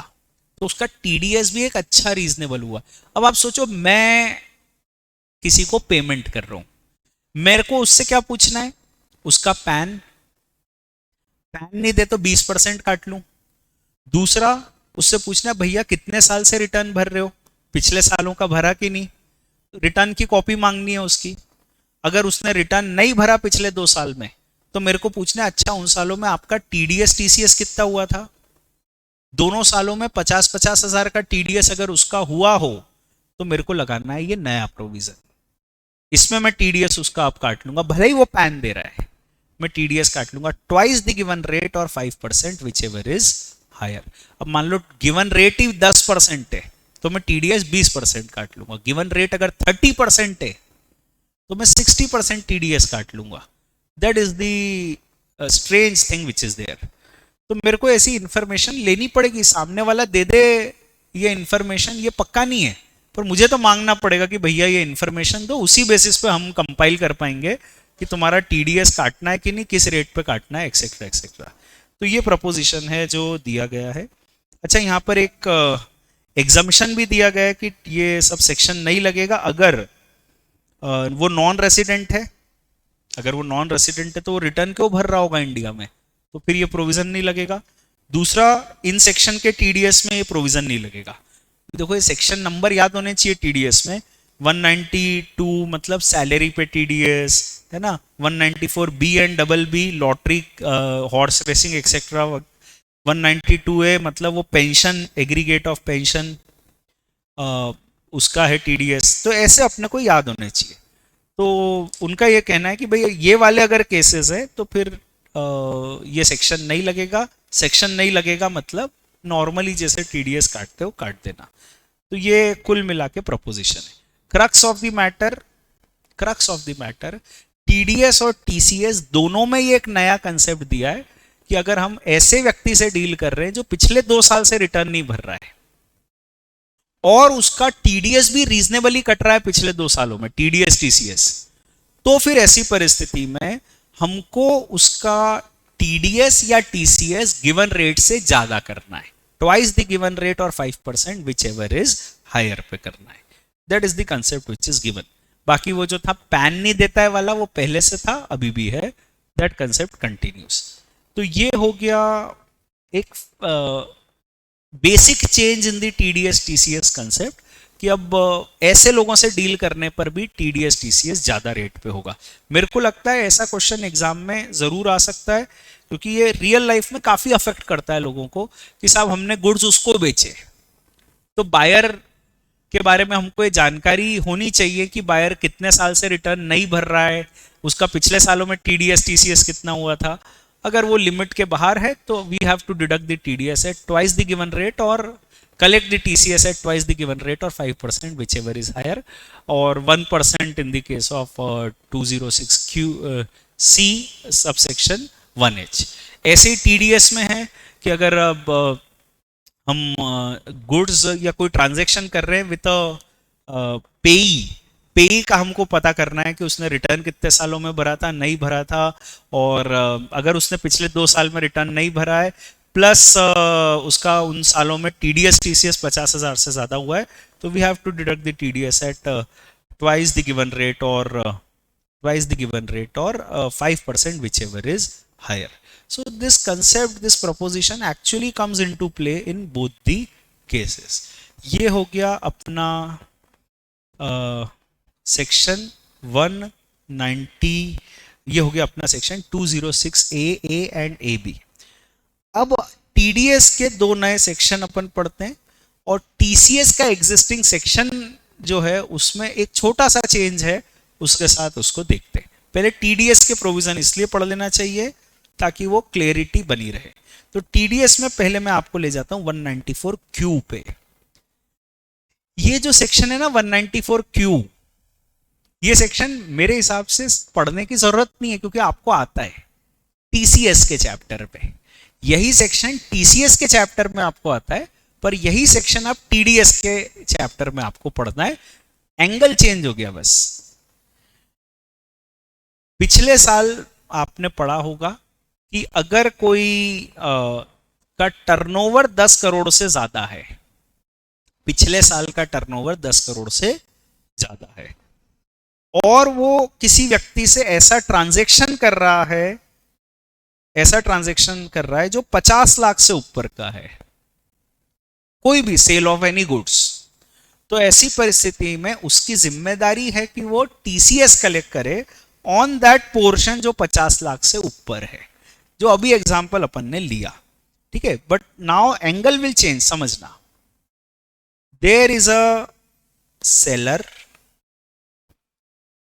ही is selling goods to a buyer,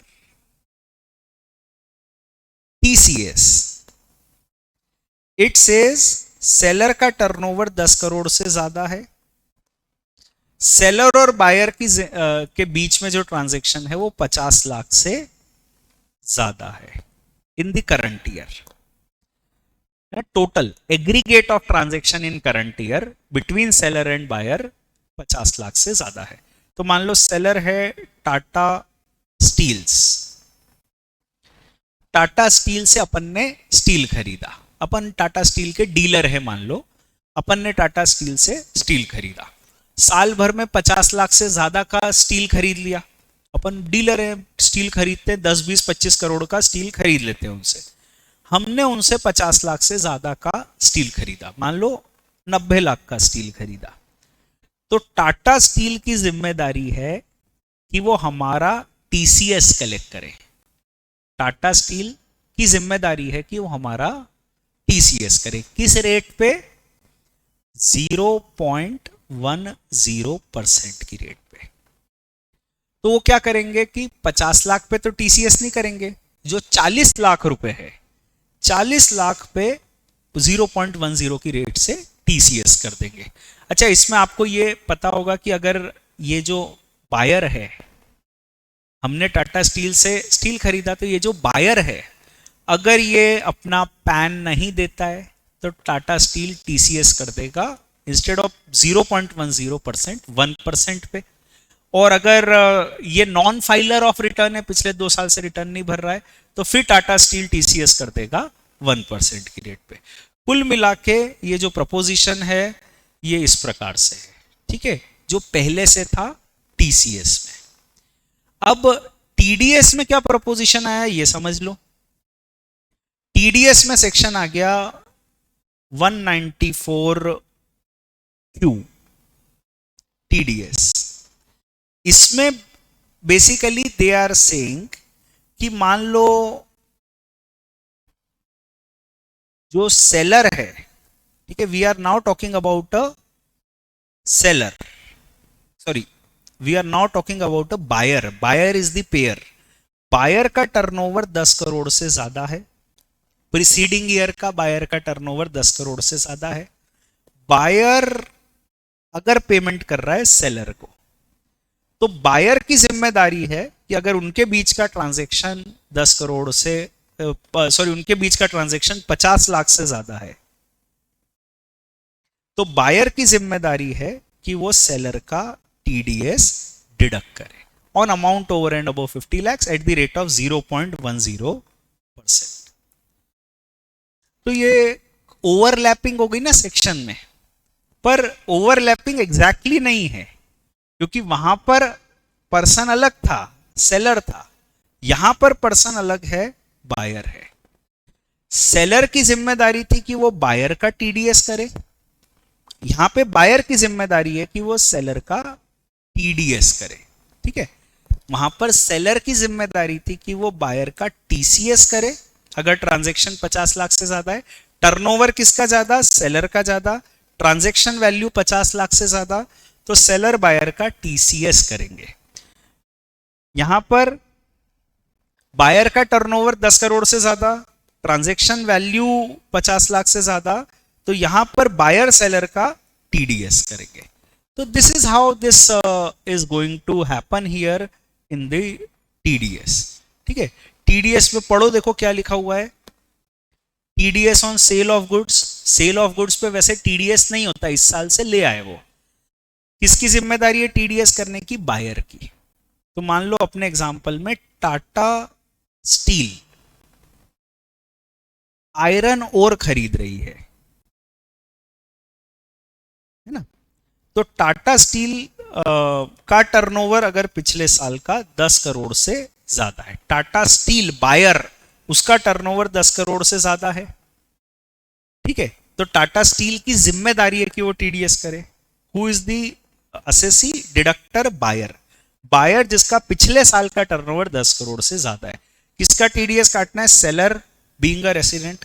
तो टाटा स्टील ने आयरन ओर खरीदी, कोई वहां पे माइनिंग वाला कोई व्यक्ति है, उससे आयरन ओर खरीदी, ठीक है।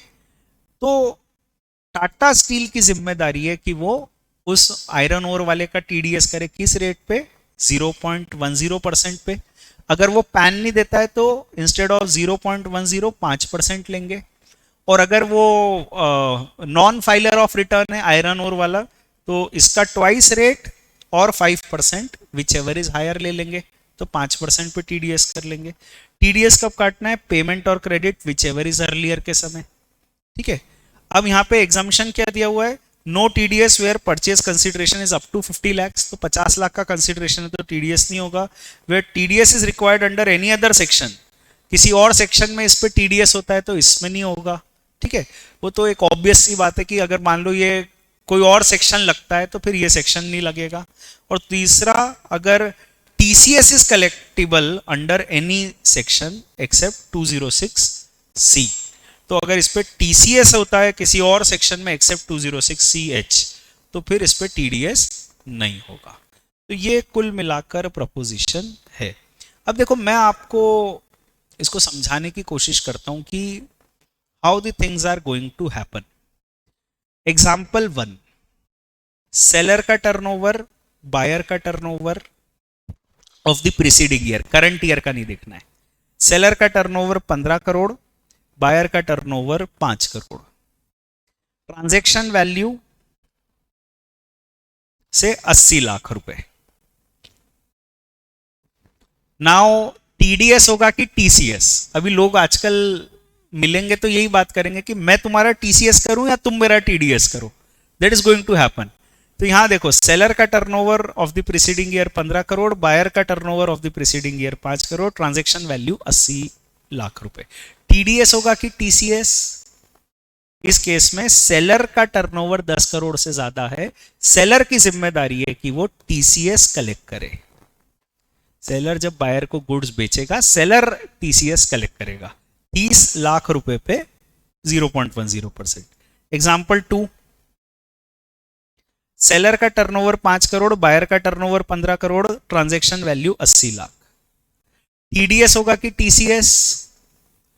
टीडीएस होगा या TCS? So the answer is, क्योंकि बायर का टर्नओवर 10 करोड़ से ज्यादा है तो इसके ऊपर होगा टीडीएस. बायर की जिम्मेदारी है कि वो सेलर का टीडीएस कलेक्ट करे. बायर सेलर का टीडीएस करेगा. थर्ड एग्जांपल, सेलर का टर्नओवर 6 करोड़, बायर का turnover 6 crore, transaction value 80 lakh. TDS होगा कि टीसीएस? कुछ भी नहीं होगा, क्योंकि ना तो सेलर का टर्नओवर 10 करोड़ से ज्यादा है, ना बायर का टर्नओवर 10 करोड़ से ज्यादा है, कुछ नहीं होगा. एग्जाम्पल 4, सेलर का टर्नओवर 15 करोड़, बायर का turnover 5 crore and transaction value 30 lakh. साल भर का जो ट्रांजैक्शन है बिटवीन सेलर एंड बायर वो 30 लाख है. टीडीएस होगा कि टीसीएस? नथिंग विल हैपन, क्योंकि किसी का भी ट्रांजैक्शन 50 लाख से ज्यादा नहीं है. अब example 5, the most important example you must have been waiting for. Seller का टर्नओवर 15 करोड़, बायर का भी turnover 15 crore of the preceding year, transaction value 80 lakh. TDS होगा कि टीसीएस? द आंसर इज दोनों होगा. सेलर बायर से टीसीएस कलेक्ट करेगा, बायर सेलर का टीडीएस डिडक्ट करेगा, तो दोनों होगा.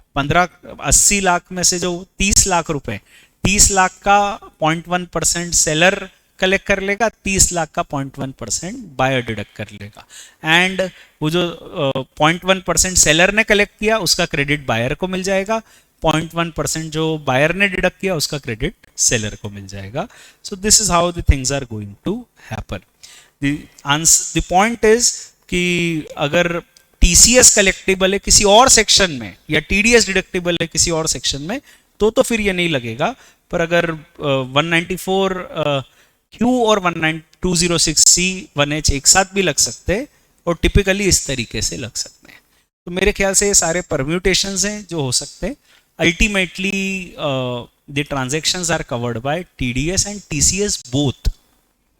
ये ट्रांजैक्शन दोनों से कवर हो गया. इंटरेस्टिंगली कैसे हो गया आप देख सकते हो उसको. तो ये है 194 क्यू, और क्यों दिया पता नहीं है सरकार ने. टीडीएस भी कर लो, टीसीएस भी कर लो, 10 करोड़ से हाई वैल्यू ट्रांजैक्शन पे सेल ऑफ गुड्स में सब कुछ कर लो. कई लोगों का बड़ा इसमें ऑब्जर्वेशन ये है कि साहब हमारे तो ट्रांजैक्शन साल में मतलब 50 लाख से ज़्यादा तो हो ही जाते हैं. हम लोग इस कंपनी के वेंडर हैं, मान लो रेमंड्स के हम तो डिस्ट्रीब्यूटर हैं, तो रेमंड्स से कपड़ा तो खरीद ही लेते हैं इस रेंज से ज़्यादा. तो क्या रेमंड्स हमारा टीसीएस करेगा? या हम लोग मान लो कोई भी कंपनी के इस तरह से वेंडर है, कोई कार के वेंडर है, मान लो कोई मारुति के हम तो डिस्ट्रीब्यूटर है, मारुति से 50 लाख की कार तो क्या हो ही जाती है बड़े आराम से. तो क्या मारुति हमारा टीसीएस करेगा? और हमारा भी टर्नओवर 10 करोड़ से ज़्यादा है, तो क्या हम मारुति का टीडीएस करते बैठेंगे?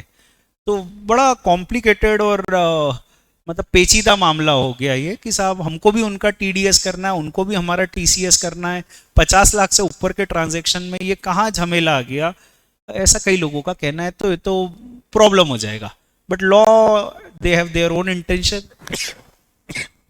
They have their own mindset. उनका कहना है हमको तो भैया टीडीएस टीसीएस चाहिए। टीसीएस में एक लाइन बस ये उन्होंने जरूर लिख दी है कि अगर किसी ट्रांजैक्शन पे टीडीएस लागू हो रहा है तो उस पर टीसीएस नहीं होगा। ठीक है, अब इस लाइन के बाद जो है सिनेरियो समझना कि अगर किसी ट्रांजैक्शन पे टीडीएस लागू हो रहा है तो उस पर टीसीएस नहीं होगा।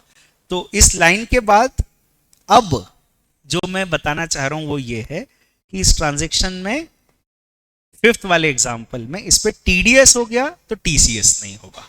After reading that line you have to now read it again in the light of this कि भाई इस पे टीडीएस हो गया ना तो टीसीएस नहीं होगा। तो ये अपना फाइनली कंक्लूसिवली जो है वो नेट आंसर्स ये है, नहीं तो दोनों हो जाता। ठीक है, तो ये आप चाहो तो इसको एक स्नैपशॉट ले लो कि ये सारे परम्यूटेशंस हैं। अगर उनका टर्नओवर इतना इतना है, ट्रांजैक्शन वैल्यू इतनी है, तो किस में टीडीएस होगा, किस में टीसीएस होगा, किस में दोनों होंगे। दोनों होंगे तो टीसीएस में एग्जम्पशन दिया है कि इस पे टीडीएस हो गया तो टीसीएस नहीं होगा। ठीक है, क्रक्स पूरी सारी बात आपके सामने है। तो ये बहुत बड़ा सेगमेंट है जो इस साल आया है। मेरे को लगता है कि ये पूछ सकते हैं कि भाई ऐसा ऐसा है, व्हाट इफ सेलर का टर्नओवर इतना होता, व्हाट इफ बायर का टर्नओवर इतना होता, पूछ सकते हैं। तो बी रेडी विथ इट।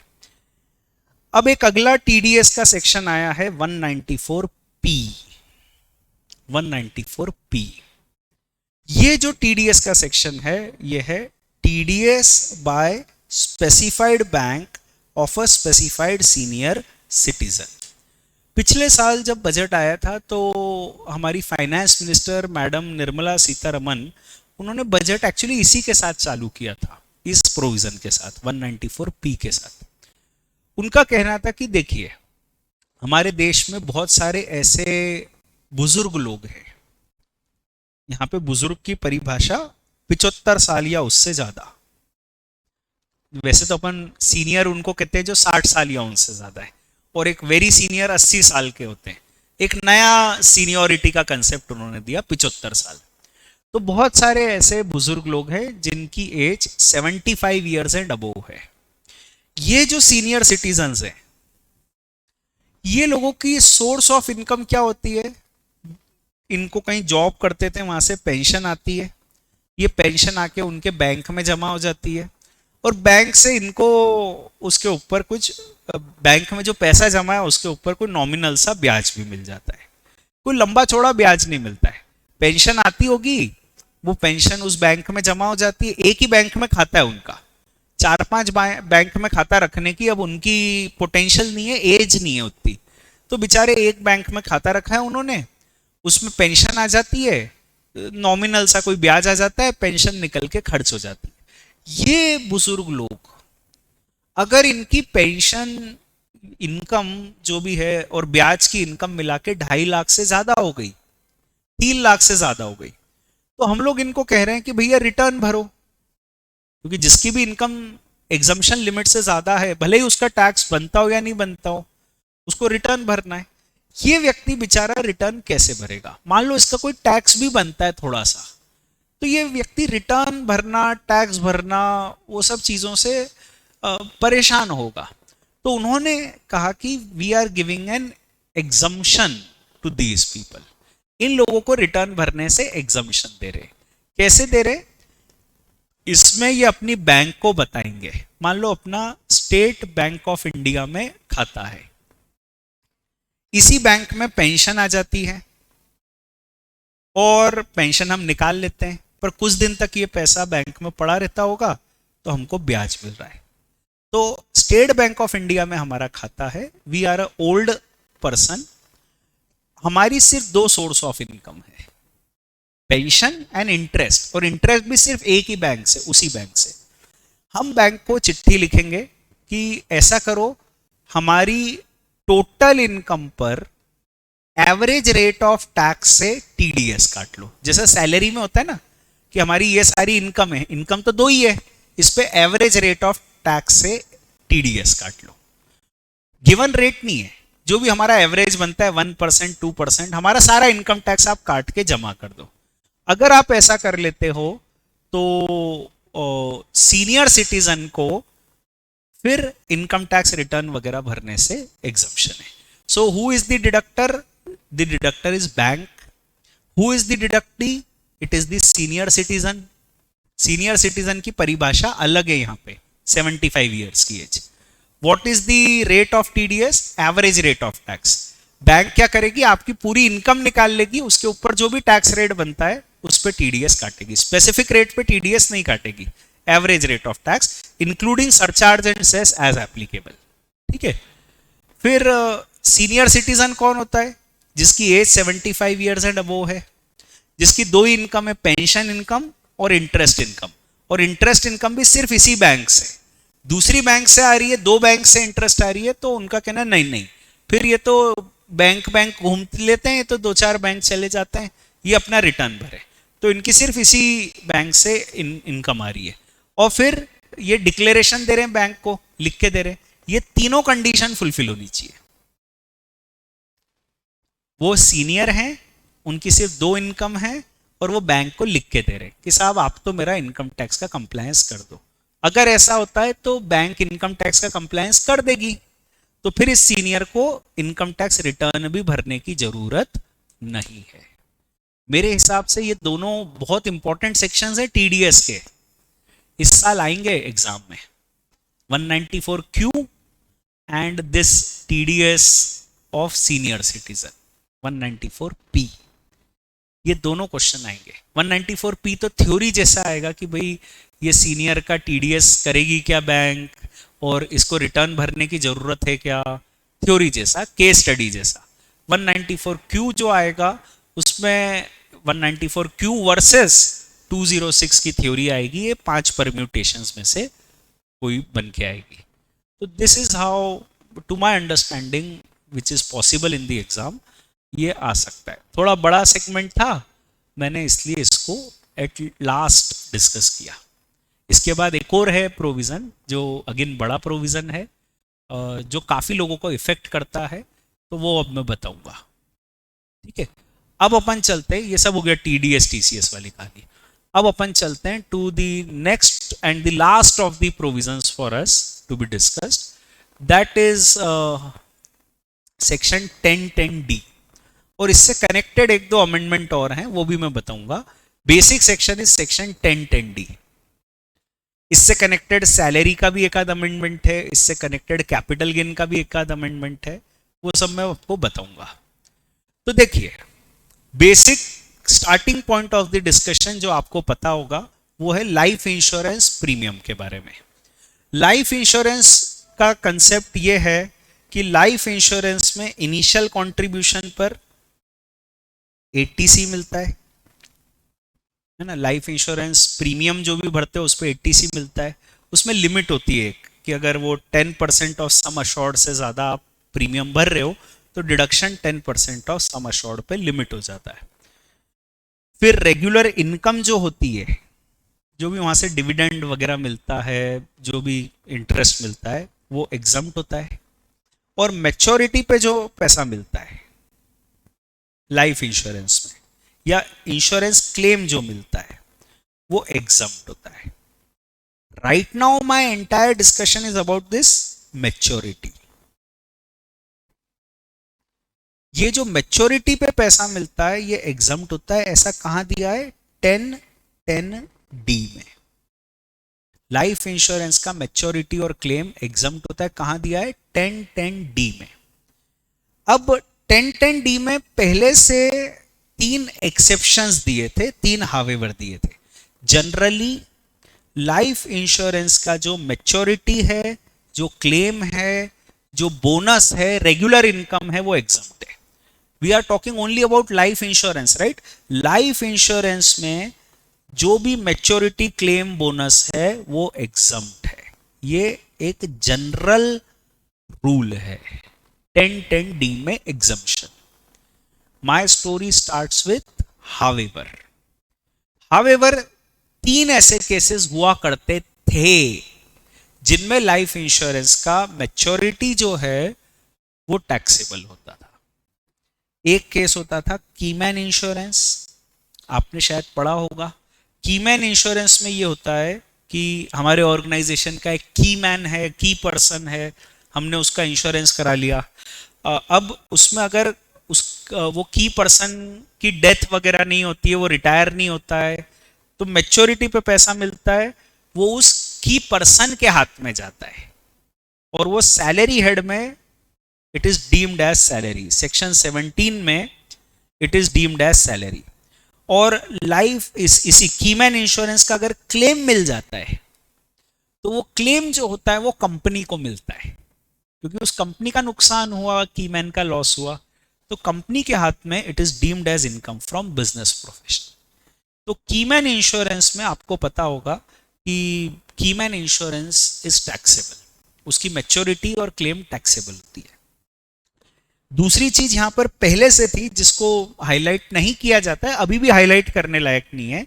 अगर ये इंश्योरेंस पॉलिसी 80 में कवर होती है, 80 में आपको पता होगा डिसेबल्ड डिपेंडेंट की बात है कि हमारे परिवार का कोई व्यक्ति है जो 60% फिजिकली डिसेबल्ड है, तो उसके लिए हमको 80 में 75,000 रुपए का डिडक्शन मिलता है, और अगर वो सीवियरली डिसेबल्ड है तो 1,25,000 का डिडक्शन मिलता है। तो 80 सेक्शन आपको पता है, एज पर दैट सेक्शन 80 हमको डिडक्शन मिलता है अगर कोई सीवियरली डिसेबल्ड है, तो 80 में डिडक्शन मिलता है 75,000, सीवियर डिसेबिलिटी के लिए 1,25,000। अब उसमें एक चीज ये भी दी हुई रहती है कि अगर कोई डिसेबल्ड है, अगर कोई डिसेबल्ड है और हम उसका अगर कोई, सुनना मेरी बात, अगर कोई डिसेबल्ड है और हम उसका इंश्योरेंस करा लेते हैं, X is disabled, Y is the care taker, Y अपना इंश्योरेंस करा लेता है कि मेरे बाद जो पैसा है वो एक्स को मिले।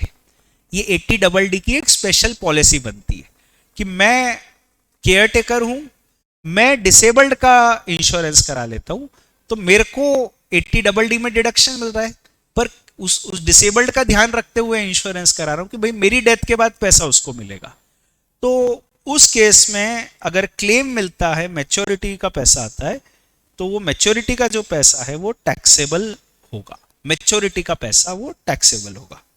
क्लेम एग्जम्प्ट होगा, मैच्योरिटी का पैसा टैक्सेबल होगा। मैच्योरिटी पे जो मिलेगा वो टैक्सेबल होगा। नीचे लिखा है फुटनोट में कि क्लेम एग्जम्प्ट होगा, है ना। डेथ पे अगर पैसा मिलता है, क्लेम मिलता है, तो वो एग्जम्प्ट होगा। तो ये पहले से था, 80 की पॉलिसीज की बातें थी। एक तीसरा पॉइंट है, ये आपको पता होगा कि लाइफ इंश्योरेंस में जैसे होता है ना, इनिशियल कंट्रीब्यूशन अगर वो 10% ऑफ सम अश्योर्ड से ज्यादा है तो डिडक्शन 10% ऑफ सम अश्योर्ड तक ही मिलता है। मान लो एक एग्जांपल लेता हूं कि पॉलिसी 5 लाख रुपए की है, सम अश्योर्ड 5 लाख, एक साल में हम प्रीमियम भर रहे हैं 50,000 से ज्यादा, मान लो 80,000, 80,000 अपन 5 साल तक भरेंगे, तो 80,000 इंटू 5, 4 लाख रुपए भरेंगे, और मैच्योरिटी पे अपने को मिलेगा 5 लाख रुपए इंक्लूडिंग बोनस एक्सेट्रा। तो अब क्या हुआ कि अपन ने हर साल 80,000 भरे, सम अश्योर्ड है 5 लाख, तो हमें डिडक्शन मिलता है 80C में एक तो 50,000 का। ये पहले से प्रोविजन है, नई बात नहीं बता रहा हूं। हमें डिडक्शन मिलता है only up to 10% of sum assured, मतलब 50,000 का डिडक्शन मिलेगा, 30,000 का डिडक्शन नहीं मिलता है 80C में। दूसरा ये होगा कि जब मैच्योरिटी पे अपने को पैसा मिलेगा, वो मिलेगा 5 लाख, हमने प्रीमियम पे किया है 4 लाख, तो हमारी इनकम 1 लाख रुपए टैक्सेबल होगी। 1 लाख की जो इनकम है वो टैक्सेबल हो जाएगी, ठीक है। ये कहां लिखा है, यहां लिखा है, पहले से लिखा है कि अगर कोई व्यक्ति वो वाली पॉलिसी लेता है जो 10% ऑफ सम अश्योर्ड से ज्यादा प्रीमियम भरता है, तो मैच्योरिटी पे जो पैसा मिलेगा, अगेन मैच्योरिटी पे जो पैसा मिलेगा वो टैक्सेबल है। Claim is exempt, claim is exempt. तो ये हो गया 80DD, इसमें मैच्योरिटी टैक्सेबल है। दूसरा कीमैन इंश्योरेंस में मैच्योरिटी टैक्सेबल है, और तीसरा पॉइंट जो था पहले से कि अगर premium paid is more then 10% of sum assured तो मैच्योरिटी टैक्सेबल है।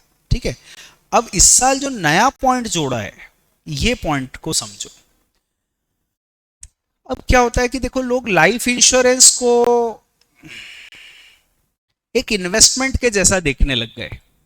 उनने कहा कि देखो अच्छा अपने पास साल की 5-7 लाख की सेविंग हो जाती है, ये पैसा लाइफ इंश्योरेंस में डाल दो और मैच्योरिटी पे खूब अच्छा पैसा मिलेगा, रिटर्न भी अच्छा होता है, टैक्स फ्री होता है, एटीसी का डिडक्शन मिलता है। तो कई लोग लाइफ इंश्योरेंस में इन्वेस्टमेंट के रूप में पैसा लगाने लग गए। सरकार का कहना था कि भाई लाइफ इंश्योरेंस कोई बैंक एफडी जैसा थोड़ी है कि पैसा डालो रिटर्न मिले, वहां तो इंश्योरेंस की बातें कर रहे हैं ना हम। तो अगर अमीर लोग ऐसा सब करने लग जाएंगे, अमीर लोग साल में 10-10 लाख रुपए का प्रीमियम भर रहे हैं, वो 20 करोड़ का इंश्योरेंस करा लिया उनने कि 10-10 लाख का प्रीमियम भरो 10-20 साल तक, और 20 साल तक 10-10 लाख का प्रीमियम भर के, बल्कि 25 साल तक 10-10 लाख का प्रीमियम भर के 20 करोड़ रुपए मैच्योरिटी पे मिल जाएंगे। ऐसे कई प्लान्स आने लग गए। बहुत हैवी जो हाई नेटवर्थ इंडिविजुअल्स है वो बड़ी बड़ी लाइफ इंश्योरेंस पॉलिसी लेने लग गए। साल का 10 लाख का प्रीमियम, 50 लाख का प्रीमियम, 8 लाख का प्रीमियम। तो सरकार ने कहा कि नहीं, हमको प्रीमियम की लिमिट करनी पड़ेगी। प्रीमियम की लिमिट तो सर ऑलरेडी है एटीसी में 1.5 लाख। तो उनका कहना है 1.5 लाख की लिमिट ऐसे नहीं है ना, अगर मान लो 1.5 लाख से ज्यादा प्रीमियम दिया तो डिडक्शन 1.5 लाख पे रिस्ट्रिक्ट हो जाता है एटीसी का, बाकी मैच्योरिटी तो एग्जम्प्ट होती है। तो हमको मैच्योरिटी के ऊपर भी लिमिट करनी पड़ेगी। तो उन्होंने ये कर दिया इस साल कि अगर कोई इंश्योरेंस पॉलिसी लेता है, लाइफ इंश्योरेंस, जो कि यूनिट लिंक्ड इंश्योरेंस पॉलिसी, आजकल सारी पॉलिसी यूनिट लिंक्ड ही आती है जो शेयर मार्केट से लिंक्ड होती है। आप पैसा दो इंश्योरेंस कंपनी को, इंश्योरेंस कंपनी पैसा लगाएगी शेयर मार्केट में, अगर उन्होंने कमाया तो वो आपसे शेयर करेंगे, नहीं कमाया तो ठीक है कोई बात नहीं। तो यूनिट लिंक्ड इंश्योरेंस पॉलिसी अगर कोई लेता है और साल का प्रीमियम 2.5 लाख रुपए से ज्यादा देता है, साल का प्रीमियम 2.5 लाख रुपए से ज्यादा देता है, तो उसको मैच्योरिटी टैक्सेबल होगी, उसको मैच्योरिटी टैक्सेबल होगी। ठीक है, थिंक अबाउट इट नाउ। अब मैं एग्जांपल लेता हूं। एक व्यक्ति अब इंश्योरेंस पॉलिसी ले रहा है, साल में वो 3 लाख रुपए का प्रीमियम दे रहा है, 20 साल तक 3-3 लाख का प्रीमियम देगा। टोटल प्रीमियम कितना हो जाएगा? 60 लाख रुपए। उसकी पॉलिसी 2 करोड़ की है, जो मैच्योरिटी पे उसको मिलेगा वो 2 करोड़ मिलेगा। ठीक है, एक साल में प्रीमियम दे रहा है 3 lakh, which is definitely less than 10% of 2 crore. तो यहाँ पे 80C वाले वो जो था ना 10% ऑफ सम अश्योर्ड, उससे तो बाहर हो गया। अब ये नया प्रोविजन क्या कह रहा है कि अगर वो प्रीमियम 2.5 लाख से ज्यादा दे रहा है तो उसको मैच्योरिटी पे जो पैसा मिलेगा वो एग्जम्प्ट नहीं है। तो मतलब मैच्योरिटी पे जब उसको 2 करोड़ मिलेगा, इसमें से माइनस कर देना 60 लाख रुपए, ये जो डिफरेंस है 1 करोड़ 40 लाख, ये डिफरेंस उसको टैक्सेबल हो जाएगा। ठीक है, ये डिफरेंस उसको टैक्सेबल होगा। किस हेड में होगा उसके लिए अभी मैं ले चलूंगा आपको कैपिटल गेन में। कैसे होगा, किस हेड में होगा, कैपिटल गेन में बात आएगी। कंसेप्ट समझ आया ना? उसने जो प्रीमियम पे किया, क्योंकि एक साल का प्रीमियम 2.5 लाख से ज्यादा है, तो उसको मैच्योरिटी जो है वो टैक्सेबल होगी। This is their philosophy. अगर आप प्रीमियम जो पे कर रहे हो it is more than 2,50,000 in a year, amount की लिमिट है, तो मैच्योरिटी जो है वो आपको टैक्सेबल होगी। क्लेम एग्जम्प्ट है ना, claim is exempt, maturity taxable है। ये बात क्लियर है? अब इसमें लोगों का कहना था, 2 पॉइंट है ना, 2 एक्स्ट्रा पॉइंट बता रहा हूं। लोगों का कहना था कि साहब आपने ये प्रोविजन कब लाए? 2021 में। 1 फरवरी 21 को मैडम आई पार्लियामेंट में, उन्होंने बजट स्पीच दी और प्रोविजन ले आई। हमारी तो पॉलिसी सर 2018 में ही हमने ले ली थी, पॉलिसी थी 20 साल की, 2018 में ही ले ली थी, उसमें 3 लाख का प्रीमियम देने का क्लॉज था। तो अब ये अगर प्रीमियम नहीं भरेंगे तो पॉलिसी सरेंडर हो जाएगी, और प्रीमियम भरेंगे तो आप कहोगे मैच्योरिटी टैक्सेबल है। हमको अगर उस समय पता होता 2018 में कि आप ऐसा प्रावधान लाने वाले हो, तो हम पॉलिसी में प्रीमियम कम भरते हैं, 3 लाख की जगह 2,40,000 का प्रीमियम भर देते। आपने पहले थोड़ी बताया हमको, तो जो एग्जिस्टिंग जिसने पॉलिसी ले रखी है वो बेचारा क्या करे, उसको थोड़ी पता था ये। तो गवर्नमेंट ने कहा सही बात है, हम ये प्रोविजन लगाएंगे उनके लिए जो न्यू पॉलिसी लेंगे ऑन और आफ्टर 1 फरवरी 2021। ठीक है, अगर किसी की एग्जिस्टिंग पॉलिसी है तो उसके ऊपर ये प्रोविजन नहीं लगाएंगे। The policy should have been issued on or after 1 February 2021। ये हो गया एक बात। दूसरी बात, ठीक है, बेसिक कंसेप्ट मैंने आपको बता दिया कि साल का प्रीमियम अगर 2.5 लाख से ज्यादा है तो मैच्योरिटी टैक्सेबल है, पूरी टैक्सेबल है। ठीक है, इसमें लोगों का कहना था कि साहब एग्जिस्टिंग पॉलिसी वालों का क्या होगा, तो मैंने ये भी बता दिया कि भाई एग्जिस्टिंग पॉलिसी वालों पे ये प्रोविजन नहीं लगेगा।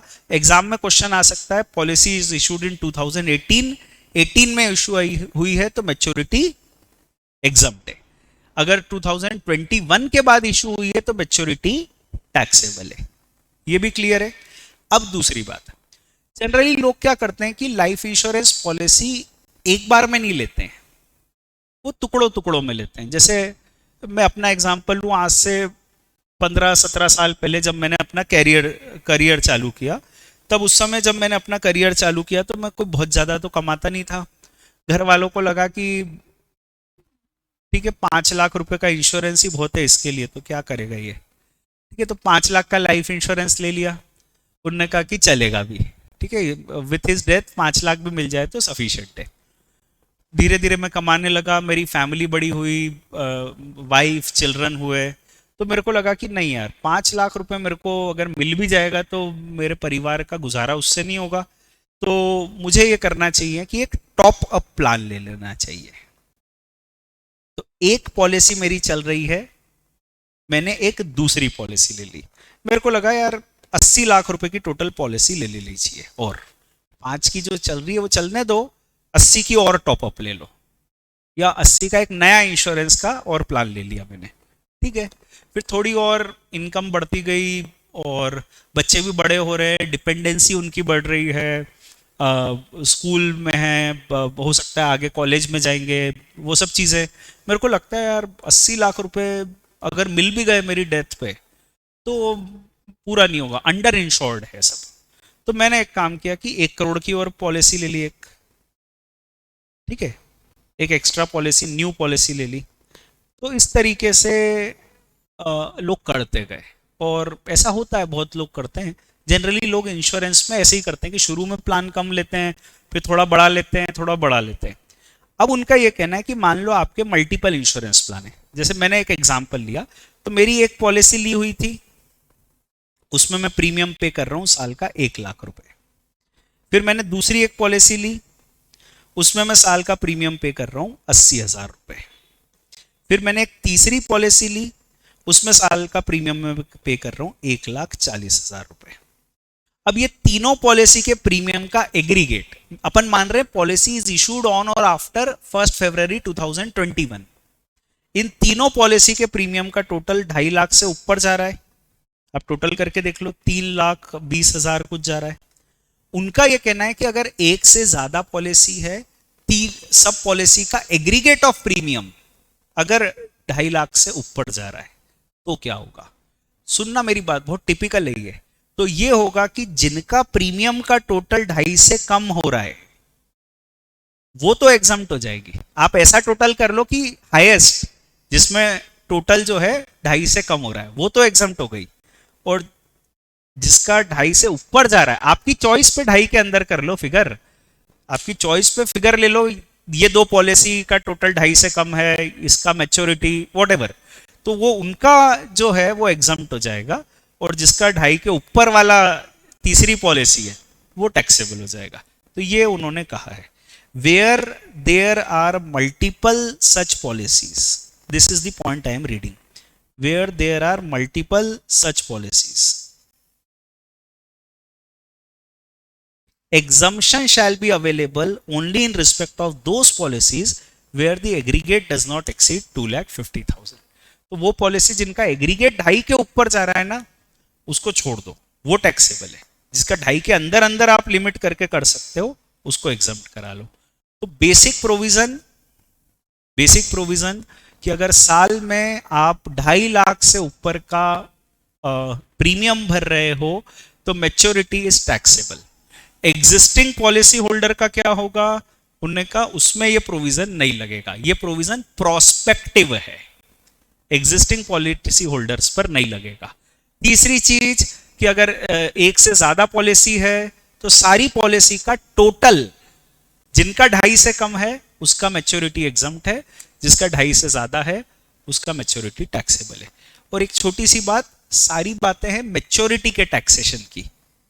क्लेम अगर अराइज होता है, बिकॉज ऑफ डेथ अगर क्लेम अराइज होता है तो वो एग्जम्प्ट है.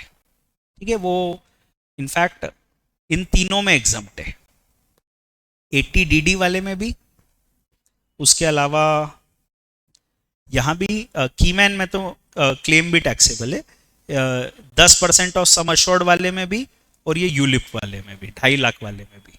तो इन सब में क्या होता है कि जो भी मैच्योरिटी है वही टैक्सेशन की बात है. क्लेम अगर अराइज होता है तो वो एग्जम्प्ट है. तो ये अपने आप में एक बड़ा चेंज आया इन the case of life insurance. उन्होंने क्या कर दिया कि अपर लिमिट दे दी कि प्रीमियम साल में 2.5 लाख से ज्यादा मत दो, ज्यादा देते हो तो हम एग्जम्पशन नहीं देंगे. यही की यही चीज उन्होंने प्रोविडेंट फंड में कर दी.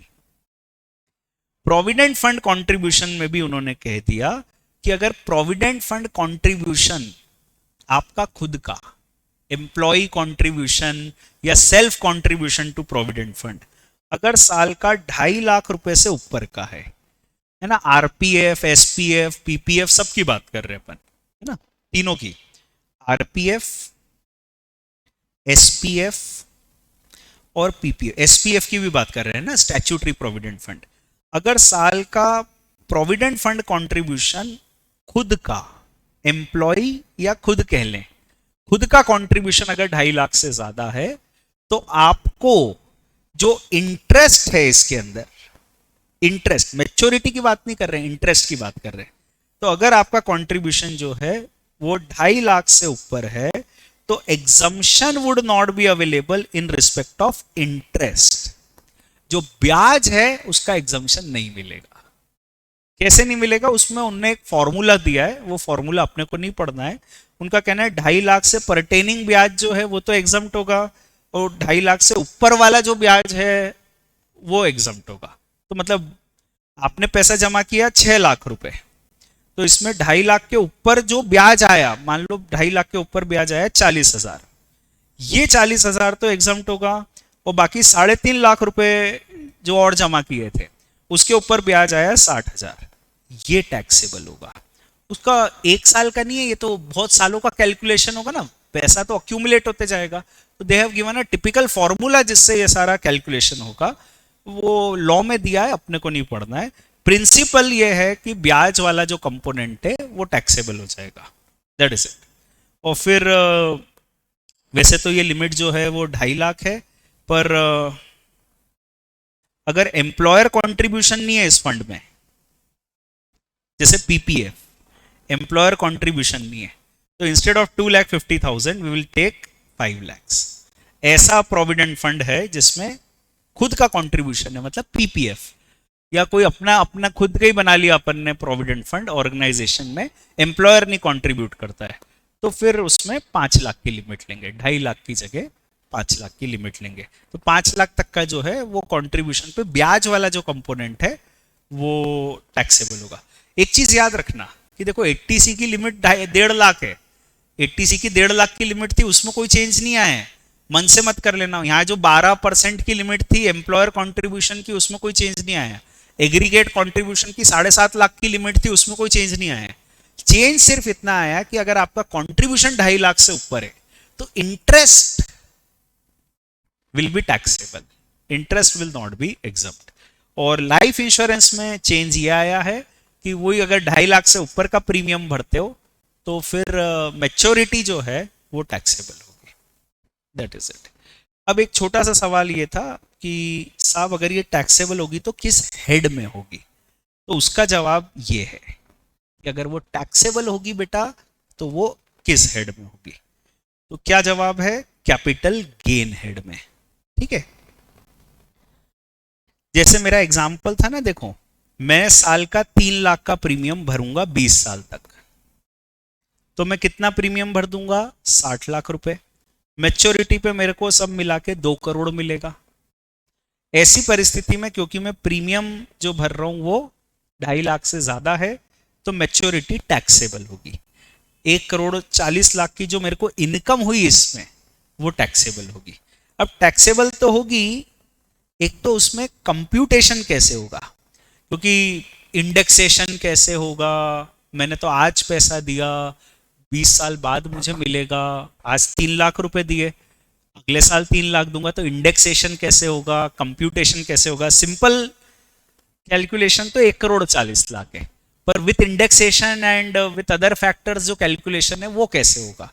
तो उनका कहना है भाई कि it will be done in the manner as may be prescribed. दूसरी चीज, कैपिटल गेन लॉन्ग टर्म होगा कि शॉर्ट टर्म, तो उनका कहना है कि लॉन्ग टर्म शॉर्ट टर्म के लिए 12 महीने देखे जाएंगे। 12 महीने से ज्यादा की पॉलिसी है तो लॉन्ग टर्म, ऑब्वियसली सब 12 महीने से ज्यादा की होंगी तो लॉन्ग टर्म, उसमें कोई झंझट नहीं है। ठीक है, यहां भी वही बोला है कि अगर ये 1 फरवरी 21 के बाद की पॉलिसी है, साल का प्रीमियम 2.5 लाख से ज्यादा है, अगर एक से ज्यादा पॉलिसी है तो एग्रीगेट प्रीमियम 2.5 लाख से ज्यादा है, तो जो 2.5 लाख से ऊपर वाली है उनकी बात कर रहे हैं। ये सब उनने कहा है कि भाई ये सब टैक्सेबल होगा, हेड होगा कैपिटल गेन। और एक चीज और दी है कि year of taxability will be year in which the amount is received. इसका कंप्यूटेशन एग्जाम में नहीं आएगा क्योंकि वो तो it will be as per the method prescribed, तो वो एग्जाम में नहीं आएगा obviously. Otherwise capital gain head में टैक्सेबल होगा, that is the core thing which is there. तो that is all about it.